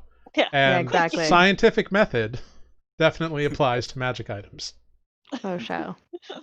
especially with an artificer in the group. Exactly. I just imagine artificers as like when I played EverQuest with tinkering, you could kill yourself with crafting. Oh yeah, very much so. There is a potential of Oh, yeah. kaboom. For sure. Especially with my artificer, artillerist. It doesn't look like Greg has any eyebrows now that I'm looking. Yep. For the sake of brevity, Do nothing, goblins have eyebrows? nothing happens throughout the night, so you can all get a long rest. Oh, Yay! And And the temporary hit points go away. yep, the temporary hit Yeah. points vanish, but everybody's got their full hit points back, which is nice. Same good berry placement for everybody. okay. Yep. Oh, yeah, I guess we could have just eaten them for dinner. I mean, you've got the boar, and it's Boar not, was better. Or and delicious. it is not like you have a fridge, so That's true. I'll have to work on that. Plus, it's less uncomfortable food baby afterwards with the boar. indeed. Right. Yeah. More delicious. It goes better Good with berry the is tea. for life or death. Portion control, yeah. Great. So you carry on. Over the next couple of days, you don't run into anything, but the area around you becomes more like plains, an open field, as opposed to a withered kind of piney forest that you've been traveling through. And after a little while, or a few days, probably like another 2 days, you're traveling, and around noon, you see above you a good 300 feet what appears to be a rising plateau. The road leads directly up it, and kind of in a switchback, cross-back kind of way. And you can see right at the top there is a stone wall that has been built there with gates in it. As you look around, you can see that the stone and the dust flowing through the wind has a tinge of red to it. I think we're getting close to Redsand, guys. City wall. Does it have a wall? I see a wall. Yeah, so as you ascend towards the top of this plateau, looking out at the surrounding lands, you come up the switchbacks. They're wide, but they are a steady, constant climb. And it takes you a couple hours to get there and make your way up. As you do, the open wall there's an open gate with there are a few towns guard, very wide brimmed hats. They each have crossbows. They kind of eye you up and down, especially the kobold with you. Kind of taking note, but they don't stop your progress through the open door. The village, as you look out, is made up of mostly dry wooden and stone buildings. Nothing too fancy, and not much paint beyond signs or detailed, that kind of thing. Except for one brilliantly white painted building kind of off to one side. The sand and all the rocks on this plateau that you can see are red. And you can see all kinds of folks milling about the streets, kind of running in between buildings. And you can see towers of stone around the wall, or on the inside of the wall, kind of providing lookouts at various points around this town. Welcome to Redsand. We did it! Now what? Yeah. Where do we go? Where are we supposed to go? We're supposed to talk to some guy. Is he? Would I know if he's in the big white building? You know, Is he in the White House? you know that Polyphar Grassroot, which is the guy who is supposed to pay you for this thing, is the owner and operator of Sand Dune Expeditions. That's really all that you know. All right. Let's stop a townsperson and ask them if they know where that is. You don't ask for directions. Oh God! Why not? Says everyone. No, I stop a townsperson and ask for directions. Yeah. Every male you encounter looks at you like, "Excuse me." I'll Yeah. ask for the bloody directions. I'll ask. No, for like it. the first person you stop is like this very nice looking human male individual, very well kempt and clean. They're like, good, well, late afternoon, I suppose. How y'all doing? Welcome to Redsand. What can I do for you? Allow me to introduce myself. My name is Journey Rami. I'm the mayor of this here establishment. How can I be of assistance to you, friendly visitors to Redsand? I hope to find a Professor Grassroot. Of course. Yes. Polyphar, he's a wise man. Very, very intelligent. Knows a lot of history. Also, very handy salesman. He deals a lot exclusively out of Sand Dune Expeditions. You can find it right down the road there on the left. It's got a big sign out in front that says Sand Dune Expeditions. You tell him the mayor sent you. Might cut you a break on some prices now. All right, thanks. Of course. By all means, welcome to our town. Feel free to supply yourself at any of our fine establishments. Where do you think we should sleep for tonight? Well, that depends on how much you are willing to spend, of course. We have quite a couple of nice places in town. The Tradewind Inn is a very popular local area. It's run by Merla and her husband Josh. They are a fine group of folks. If you're of a more well-to-do variety, you might find sanctuary at the Palace Plateau. Just ask for Mr. Class. Love it so much. This is Greg's face. Unless, of course, you're looking for work and have come to the mines. No. At which point, Mies is like, mines? Mies likes mines. Mines are like caves. He kind of looks longingly up at Adis. Mines? We work in mines? No, we aren't going to go work in the mines. But Mies likes mines. Maybe we can take. And Mies kind of like looks at you with big round eyes. Maybe we can show Mies the mines. Yeah. Mies likes mines. Mines like caves. We maybe could take a side trip, but mines are a little bit more dangerous since they're working in them. Mies knows how to mine. Is that so, my little kobold friend? Well, if you are interested in employment, I am sure you could find some. Oh no, are we losing our kobold? Mies kind of looks up at Adis like, he's the boss. Listen, Mies, if you want to go work in a mine, it's your choice. He kind of like looks up at you and at the guy. Mies, think about it. He's like mine, but Ada's the boss. Sleep on it, Mies. And he just kind of like a little kind of down, crestfallen, kind of sidles up next to Adis again. We're losing our Well, lovely- I'm surely not one to tell one what to do with oneself, but I think you should have a pleasant time in town, and by all means, if I or any of my friends can be of service to you, do come and find us. And he kind of like puts his hands in his suspenders underneath his jacket and it's like, we're all friendly around here. Try to be the last outpost of civilization before people head on out into that arid waste down to the south there. Does he have an eye patch by any chance? He does not. No, not at all. Hey, I'm I feel like we imagining, met. can I'm I really maybe imagining Doug Dimmadome from the Dimsdale Dimmadome. No, I was imagining John Goodman's character from Oh Brother, Where Art Thou? I was imagining more of a kind of Colonel Sanders without the white suit, but whatever. Yeah. But Common theme. it's all theater of the mind, so go with it. He think- tips his hat to you and kind of wanders off towards the gate that you all entered from a few moments before. Let's go get our money. Yeah. Alright.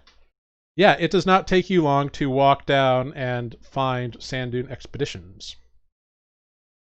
It is a small storefront, and there seem to be living quarters kind of up above it.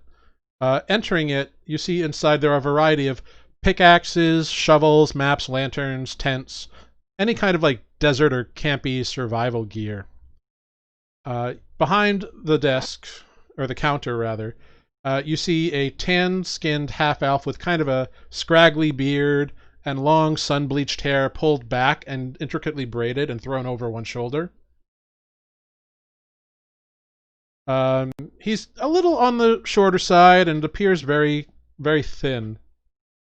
He looks up as you enter. He's like, "Oh, hi, hello.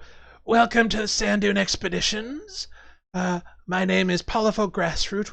How can I provide for you today?" Actually, I think we're going to provide for you. Greg, can you get the item out of your bag? What's your name? Oliver Grassroot. I am Polyphil Grassroot. Great. Just making sure. Oh, Pull it out. very well. And he kind of coughs off to one side. Pull it out. Oh, is that the worm's beacon? It is. Excellent, excellent. Oh, you must be the ones that the Seekers sent out to retrieve it. Excellent, excellent. By all means, come in, come in. He gets very excited, and looking at this thing, he kind of like picks it up and examines it. Oh, wonderful. You've all done a fantastic job. There's 1, 2, 3, 4, 5, 6 of you. Well, so be it. 20 gold each was promised, and so it shall be paid. One moment, please. He comes back and delivers each of you a bag of 20 gold, including Mies. Yes. Mies kind of looks at it, looks at him, and then looks up at Adis, like, You Mies use has that- money? Yeah, you use that to buy things like food and clothes and housing. Yeah, Mies no money. Greg is looking at Ada's like, really, dude? He We've been through he this. immediately like opens his little satchel and like throws the little bag of coins in and closes it back up. Mies like it here. They have mines and money. Mies like it. I mean, that's the I get like a little bit quieter. That's the item that you stole that we just gave back to him for all this money. Yeah, but now Mies has money. Yeah, And not boss's money, Mies's money. Ah. Mises money. Moving on up. Yeah, so Polyphil picks up the beacon again. He's like, "This is so exciting. Oh, I've been reading about this and studying it for years.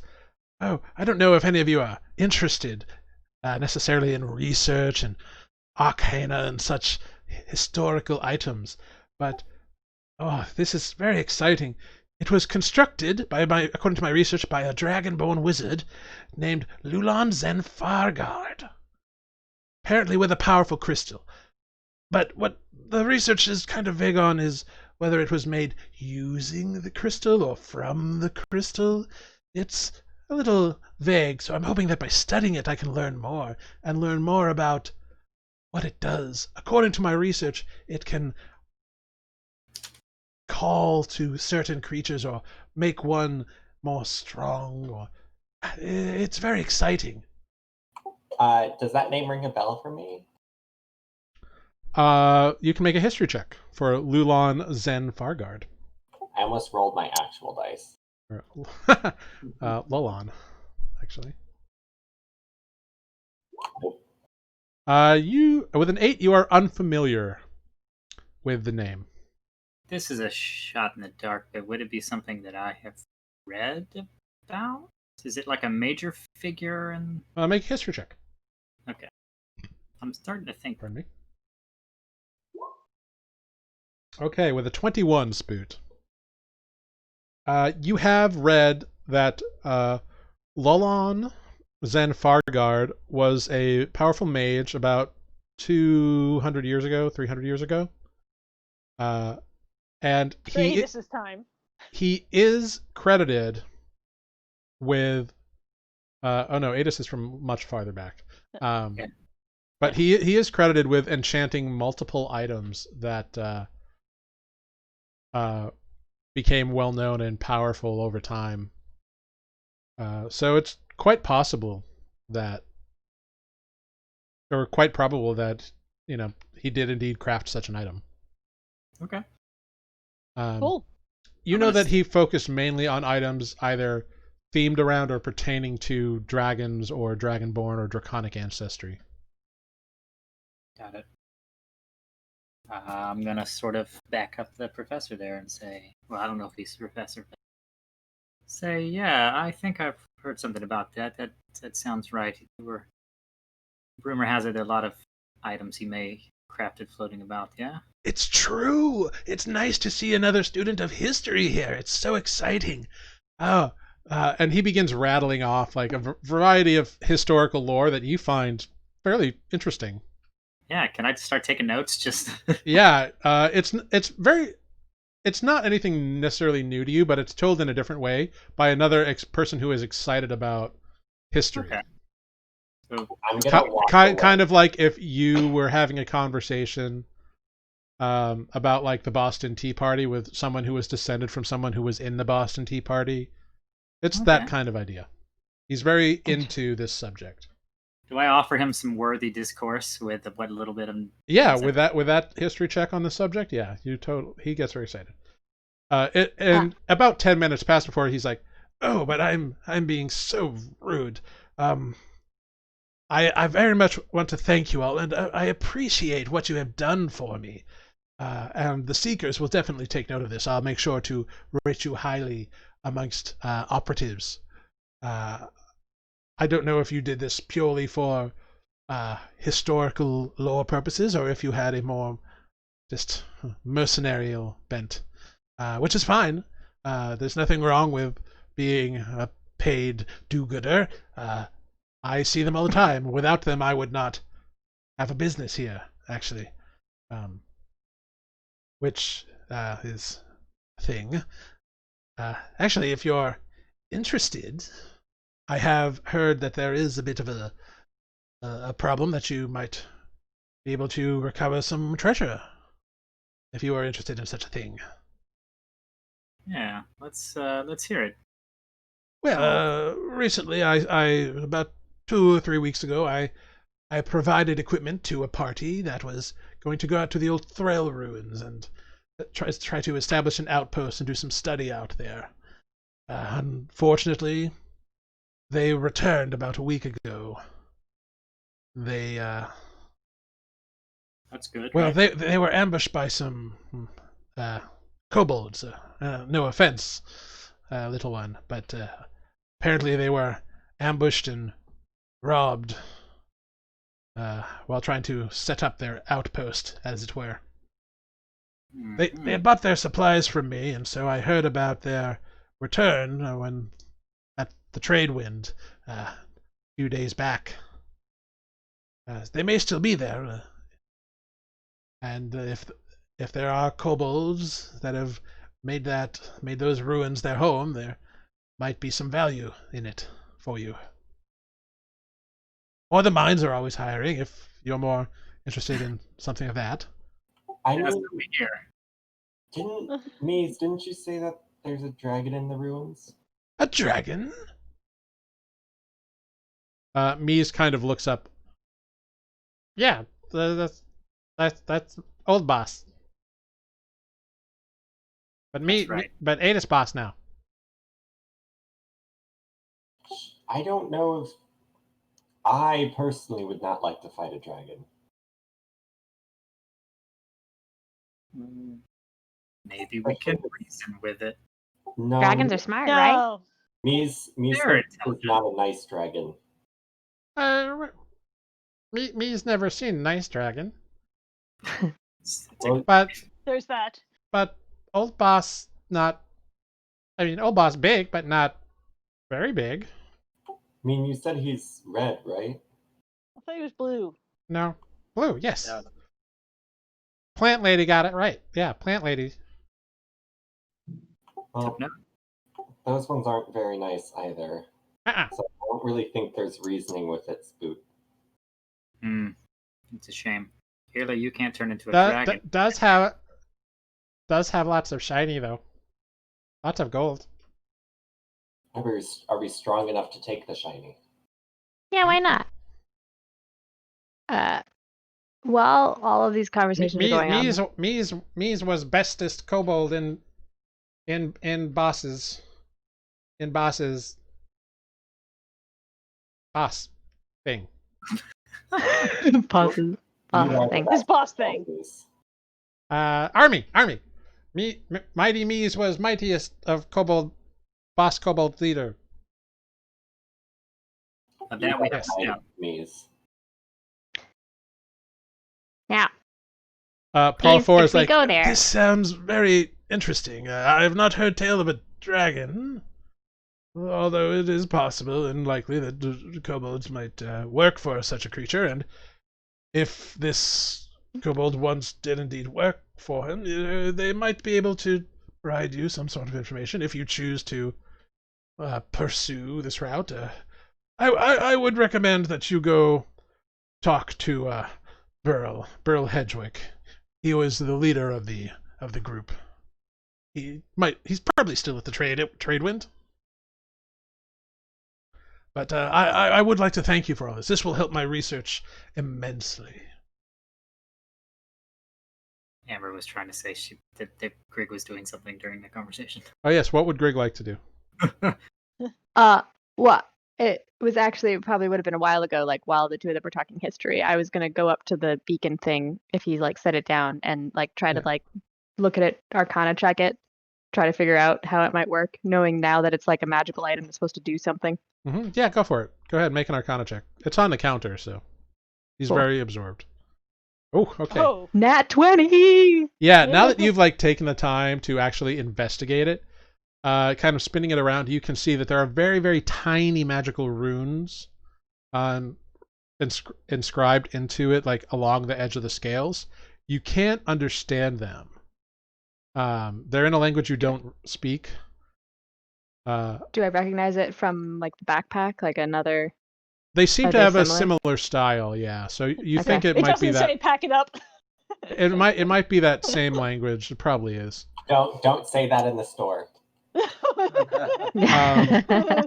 Already determined there's no stopping. By it the once- way, point of order, who is, assuming you kept the backpack, Yes. did you ever like open it up again when it was just a backpack after Greg put all that wood and metal into it? No? No. Oh, No. no, we didn't. I forgot Okay. to do that experiment. Okay, so who is carrying the backpack now is my question. I already have a backpack. Defect. Is I'll Defect be carrying okay? Defect has the backpack. Defect, the backpack feels heavy, like it's full of stuff. like heavier than it should be, or I mean, heavier, like having trouble holding it. assuming you like put it on the next morning afterwards, it felt like it was full of stuff. So you looked inside it, and it has a bunch of wood and metal in it. All right. It I'll works. take it to Greg. Nice. It contains things. Yeah, it seems that everything you put in the chest, Grig, Defect pulled out of the backpack. Cool. Okay. Maybe it goes the other way too. That would make sense. We'll find that out later. I'm sure all of you stopped me before I could play with it more. We just wanted Let's to let's maybe play sneak with it in the play store. with So anyway, back to Grig. Right. Indeed, you are able to figure out that it's definitely a magical item. Like it's carved, it's got runes carved along the edges of the scale. It's very intricate and very delicate. You don't get a sense of what it actually does necessarily, but it is absolutely magical and absolutely seems to have repeating or similar patterns across each edge where the carvings are. So you get that whatever it is, it's consistent in its theme. So like it's the saying sort of possibly the same thing Yeah. all over and over. Like there's a chunk pattern, or just like Mhm. the symbols. Okay. Yeah, it's got repeating symbols all over the place. Can I see Greg playing with this? Yeah, since they weren't sneaky about it, sure. Greg, do you mind if I try something? Last time you tried something, 2 creepy dudes showed up. Fair That's- point. I won't touch it then. You can look at it. I'm just saying. I mean, I kind of wanted to try to push a little bit of magic into it. Okay. Yeah, that went so well last Do the experiment. I'm just saying. You know the results All of the right. last So one. how are you attempting to do this? Just kind of like the same way I tried to like open the rune last time. Okay, so that was essentially trying to dump essentially you were trying to dump a spell slot into it, was the mechanical thing of it. Okay. So you essentially cast a spell trying to get it to go into this thing. And because what spell would you try to cast into it, I guess is my question. I mean, I only have Alarm, Detect Magic, Good Berry, and Protection from Good and Evil. Okay, so pick one. I Detect Magic. Good berry. All right, so you try to cast Detect Magic, but like into the beacon, and nothing happens. But you've expended a spell slot. Okay. Oh, that didn't work. I'm going to say that I'm much too engrossed in our historical conversation. Yeah, Polyfer didn't even notice because you guys are Yeah, geeking out. Yeah, that was my goal. Yeah. And Defect, if you look in your inventory, you'll see a new thing. Greg, are you hungry? I'm hungry. Always. Especially And that trip guide talked about that inn place. yeah, especially after that hike up here. Yeah. Want to go find the place? I think Spoot's gonna be here a while. Yeah, all right, let's go. All right. Spoot, your friends begin to leave, and Polyphor is, well, I should not keep you. By all means, come back anytime you desire. If you need anything for any treks or adventures, come to Sand Dune Expeditions, your last stop, literally. I don't like the sound of that.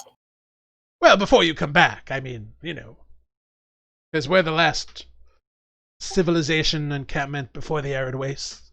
You should phrase that a little bit better, because it sounds like you're letting our neck, like the last stop before we die.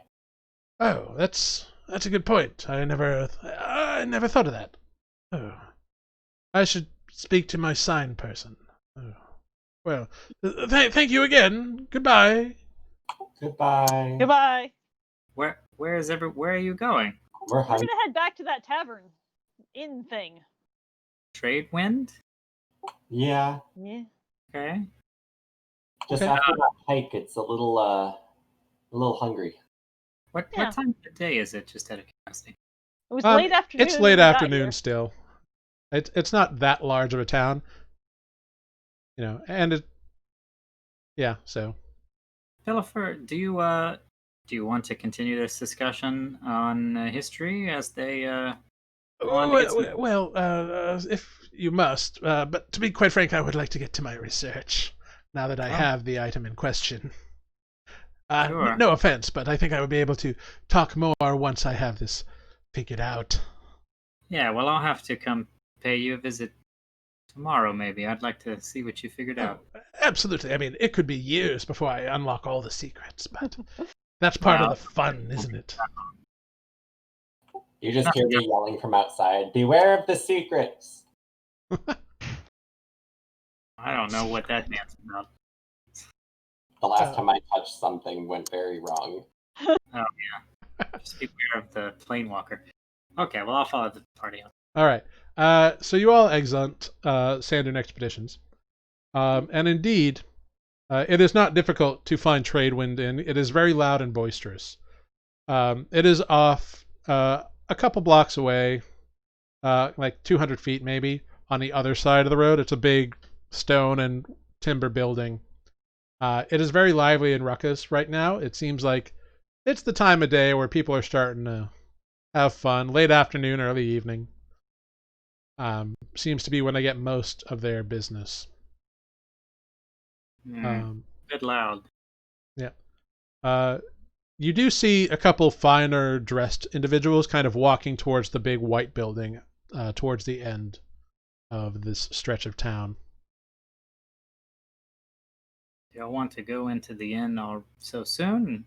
Or should we just get our rooms situation figured out? Maybe wander the town a bit? Yeah, I mean, I want to get set up our rooms, but I need to eat something. That's fair. Sit down, have a meal, talk to the nice town people in here. Yeah, we'll figure out if that previous party is still hanging around. Jared, really quick before we walk in the bar, I would like to use my planar lore. Okay. Just try to see if I can sense any portals within 1,000 feet of me. All right. So you concentrate for a moment, and you all see kind of Adis's eyes kind of shift color and then shift back, and you do not sense any kind of planar portal openings within the range of your spell or ability. I don't sense any more portals near, so I mean that's good. Sounds like the inn is safe then. Inside. At least from other planar beings. Great. So Spoot, you enter the inn, the Tradewind Inn, and you see it's fairly large. There's like 3 booths on either side, a big fireplace that's lit, and it is designed in such a way where the heat seems to be sucked up into the chimney and out, so it doesn't radiate heat unless they close a couple things. It's very ingenious looking, and something you haven't really seen before. And there's like 4 or 5 tables, and there's people at most of them.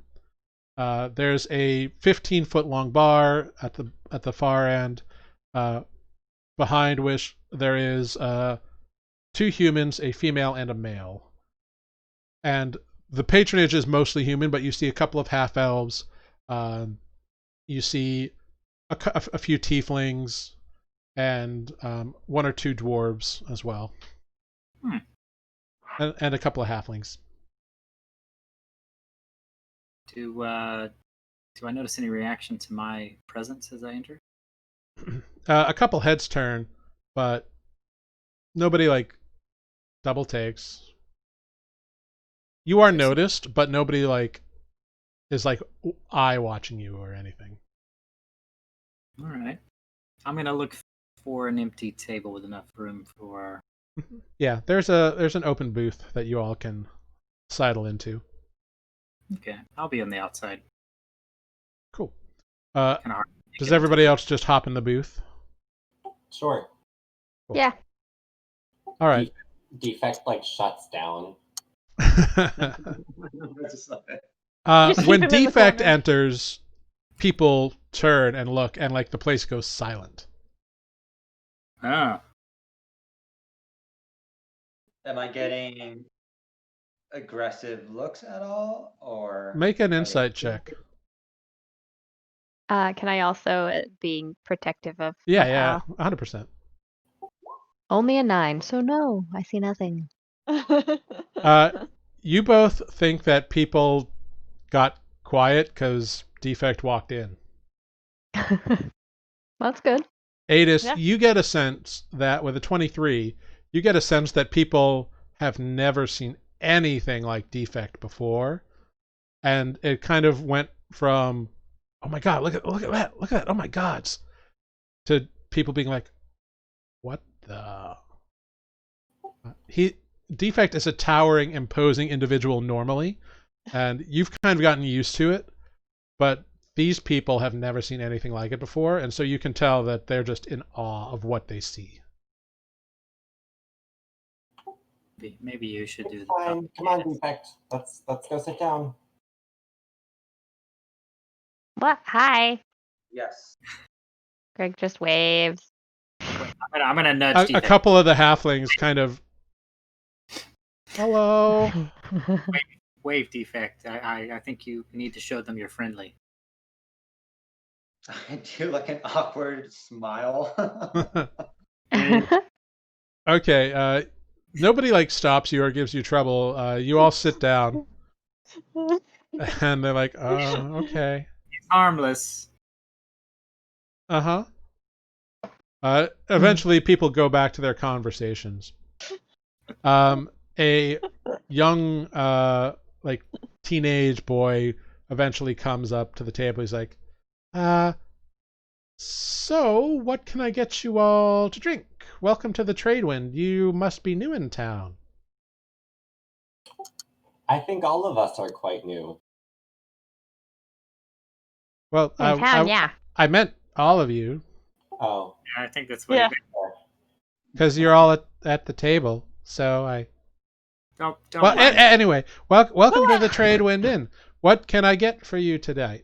We'll have a round of ale, and what are you serving for dinner tonight? oh, I don't want ale. Gross. Ain't bad. You ask stupid questions, you lose your ship. That's a stupid question. What spirits do you have?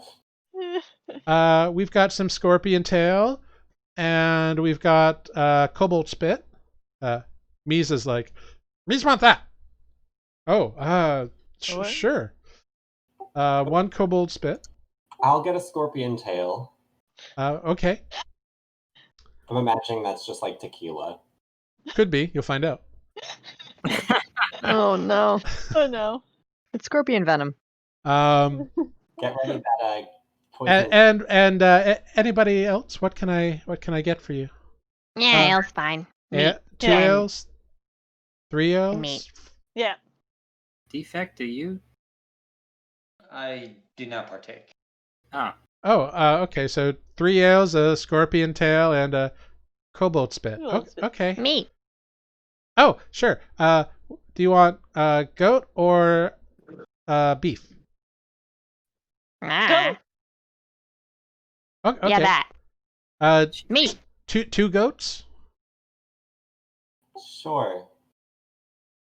I like. Oh, do you want three goat meals?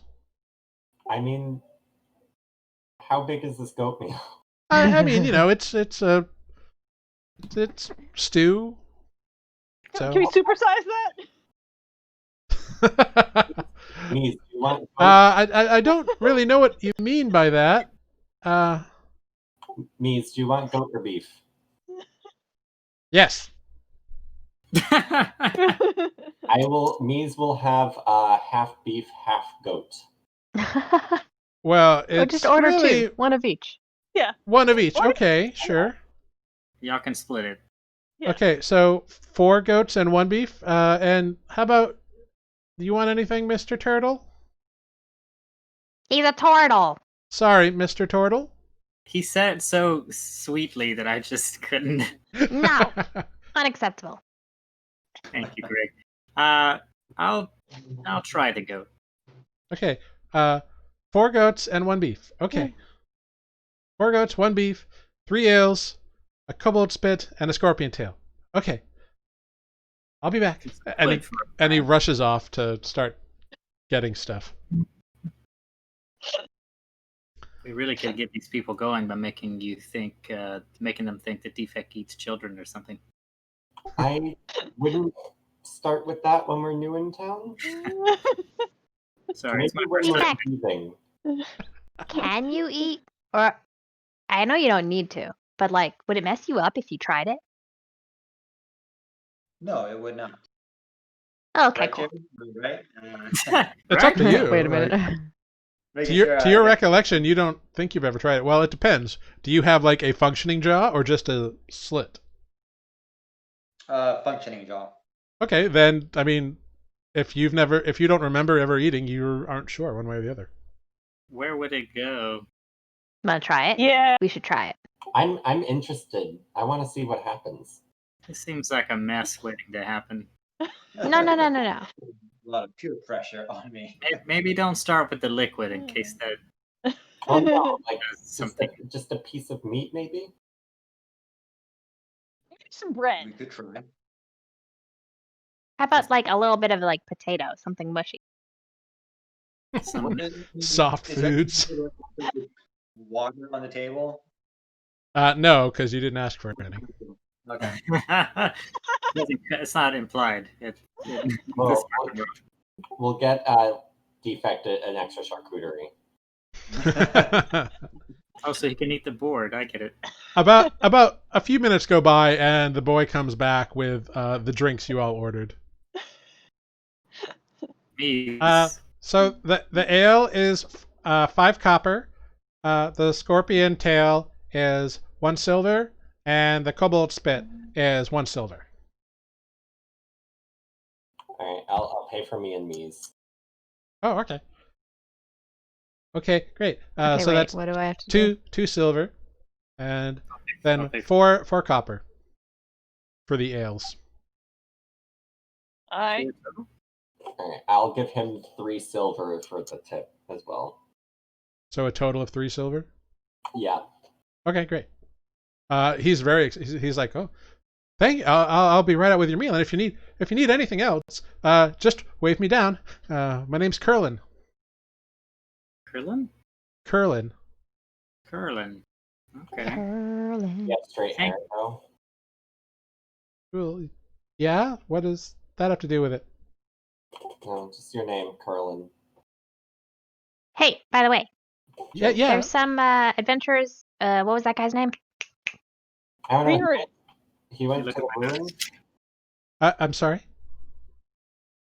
There's an adventuring group that went to the ruins and they just got back recently. Oh yeah. They had a rough go. They barely made it back. They were so dehydrated when they came back. Are they still here? Well, one of them is. Yeah, Burl over there, and he points off to one side, and you see this kind of bearded, kind of average height looking guy. He seems to be staring into his cup. Hey, Burl! Do you just shout that over Yeah. the din? So many heads turn to you, including Burl, who kind of looks over at you all and kind of quizzically raises an eyebrow, and then kind of goes back to his drink. I'll go talk to him because I don't think he's gonna come over to a table full of strangers. Yeah, nah, whatever.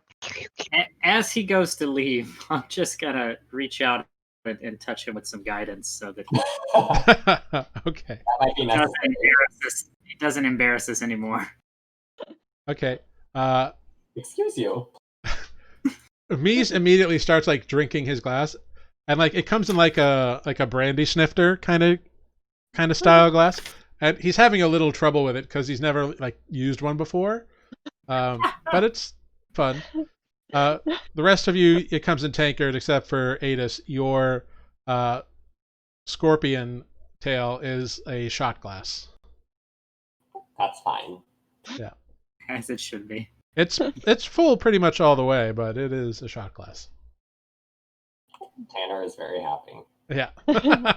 Shots. Do you take the shot glass with you, or the drink with you as you go, or do you leave it behind? I will do my shot first and then walk over. Cool. Make a Constitution saving throw. Yikes. Don't forget the guidance. The guidance help me with that one?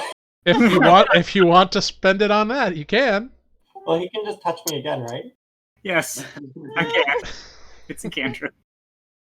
I don't use it nearly enough. It's an ability check. Does that fall into Constitution?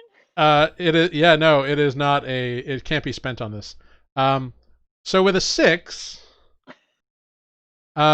you take the shot, and for a second you don't feel anything, and then you feel a burning at the back of your mouth, like if you eat something sour after not eating anything for 3 days. It like puckers the back of your throat and begins stinging and burning down, and you go and you cough a little bit, and your whole body convulses and shivers, and you can't feel your tongue anymore. We're off to a good start. He's been like contemplating whether he should Yeah. drink something. Interesting. He's like, no. What was that? Come on, Oh, it won't happen to you. You're really strong. Defect who was contemplating whether he should drink something, sees you go through all these motions, and then decides no. He will not try to drink something. No, you're gonna try to eat. That's not this. Can I? Did he bring water at all? No, but if you wave him down, he will. Okay, I'm gonna get some water before I head over and talk to what's his face. Cool. Throw some So silver at him. he comes. So Curlin comes back, and he has a little trouble understanding you because your tongue is numb and you can't pronounce words right. It's just not working anymore. Scorpion. I'm gonna point and say scorpion. Oh yeah, it'll do that if you're not used to it. He I'll bring some water. No problem. And he comes back a few minutes later with a earthenware pitcher and some like clay glasses of that he fills water. He almost does one for each of you, but then he remembers Defect doesn't drink. Do you want water or no? I'll stare at him and then just nod my head yes. He pours the water and puts it in front of you. Let me know if you need anything else. The numbness usually goes away within an hour unless you drink more. So. Thanks. I would warn people about that next time. Well, you were so confident. I assumed you'd had it before. Oh, it sounds fun. Okay. Yeah, okay. this is very fun. for us. I'll be back with your stew in a few minutes. This poor kid. And he goes off and like he's serving drinks to other tables as well, and going up to the bar and talking to the man and the woman behind the bar. The man, as you look over, is very engaged with like a group of like 3 men at one side of the bar and like animatedly talking with them.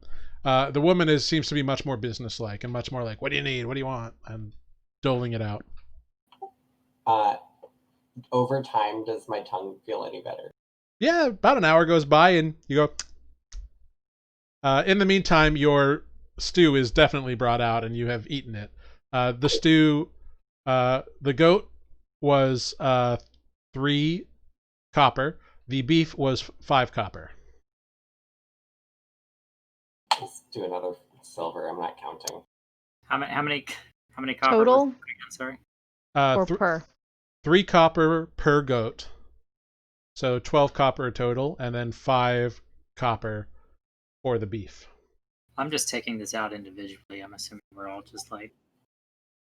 I've just tossed in a silver at this point because math is hard. Yeah, that's what I did. Yeah, I just he's have like, copper. you so. if you need anything, you just call for Curlin. I'll get you whatever you need.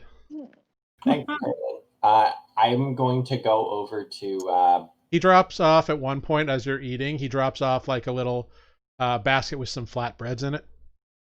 Ooh, Ooh, how lovely. Boris, or whatever his name was. Here, try this. Defect. Oh, Burl. Burl. Pearl Boris. Borat. The Yeah. rest of us are engaged in feeding defect, so. Yeah, Greg is watching very that's- closely. Talk to Burl. Defect, are you going to try to eat something while everyone else is eating something? Yeah, I'm gonna stare at this piece of bread, and then just put it in the mouth, and my jaws just Imitate chewing. Yeah. Yeah. So Do you you taste anything? imitate the chew, and it mashes up into this weird texture. Uh-huh. It feels kind of slimy and gross, honestly. And you're not sure what to do with it now that it's in your mouth. Okay. Do you? No, having seen other people chew and swallow, Yeah. we'll know to swallow next, so I will swallow. All right. Yeah. So you kind of exaggeratedly like try to like make your neck like you do the thing that you see people do. Eventually you figure it out. It takes you a couple seconds, but you figure it out. And you feel it slide down the inside of your neck, and then you don't feel it anymore. Did you taste anything? I do not understand. What is the purpose of it? Well, we need it to like live and have energy and like build muscle and stuff, but mostly it's like for taste. I tasted nothing. I'm also not really sure where that went inside. We'll find out. And if that's going to be a problem later. Maybe don't eat any meat. Bread doesn't spoil, thankfully, so. Well, maybe give it a couple hours. Greg just like breaks out her tools, ready to take. Defect might need a deep clean, Grig. Meanwhile, Adis, you walk over to Burl, and he is this burly, bearded human man, looks to be about average height, and he's just kind of staring at whatever he's drinking in his cup. And there's a couple empty cups, like, off to one side as well, so he's not on his first one. My man. But they're not shot glasses. No, they're like tankards. We're not doing that one again until after. Burl, is it? Yeah. What do you want? My name's Adis. I was curious. You're from that group that went to the ruins, yes? Yeah. Where all that good it was. Well, not all adventures end, in success, but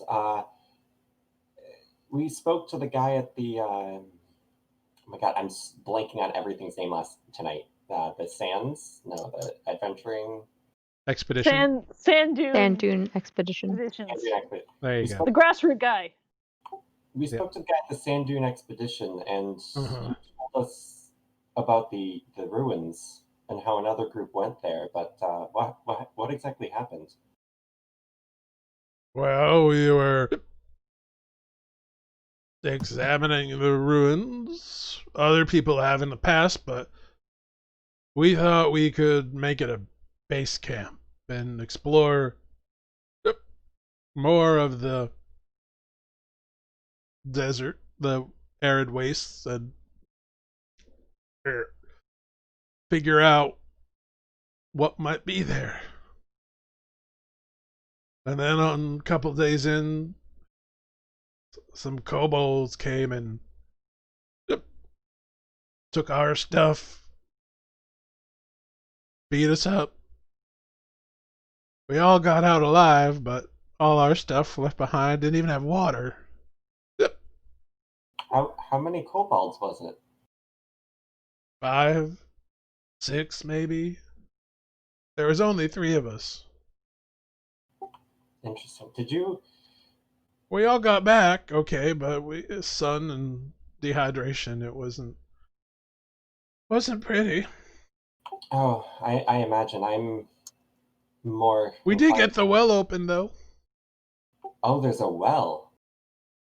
Yeah, we got it open, and then they pounced on us. Did they come from the well? Didn't even see him. We found it, and pulled the cover off, and boom, kobolds. They came from in the well. No, Well, I'm just curious because I've heard some rumors. Did you see any evidence of dragons around there aside from the kobolds? dragon. If there was a dragon, we'd never have set foot there. Well, thanks for the information. How far south is it? Like, how many days? 4 days. It's not terrible. Okay. I had to pay my crew. I couldn't keep them. I had to let them get home. Oh, I couldn't in good conscience. I mean, we almost died. And we got nothing to show for it. I feel you. Me and my friends had a rough time with kobolds in the beginning as well. They're horrible. Not all of them. We met a really nice one the other day. I guess so. Guess you can't judge them all. Well, I mean, the goblin I'm traveling with says she doesn't like humans very much, but, you know, it's not all of them, I don't think. Everybody sucks. I mean, I relate to that very much. I much prefer the wilderness over people. Well, then you should go to the waste. There's nobody there. I prefer forests myself, but we received a job, so we're thinking about taking it, but we don't know yet. Okay. Thanks for the information. And I will wave down the bartender and order him another drink. Okay. The male sees you and he's like, and he just kind of nods and does a little whistle, and a tankard is brought by Curlin very, very soon. How much is the tankard? It was 3 copper. Okay, I'll give him. Or 4 copper. Sorry, 4 copper. I'll give him 6 copper. Huh. Thanks. You guys should order anything, anytime, really.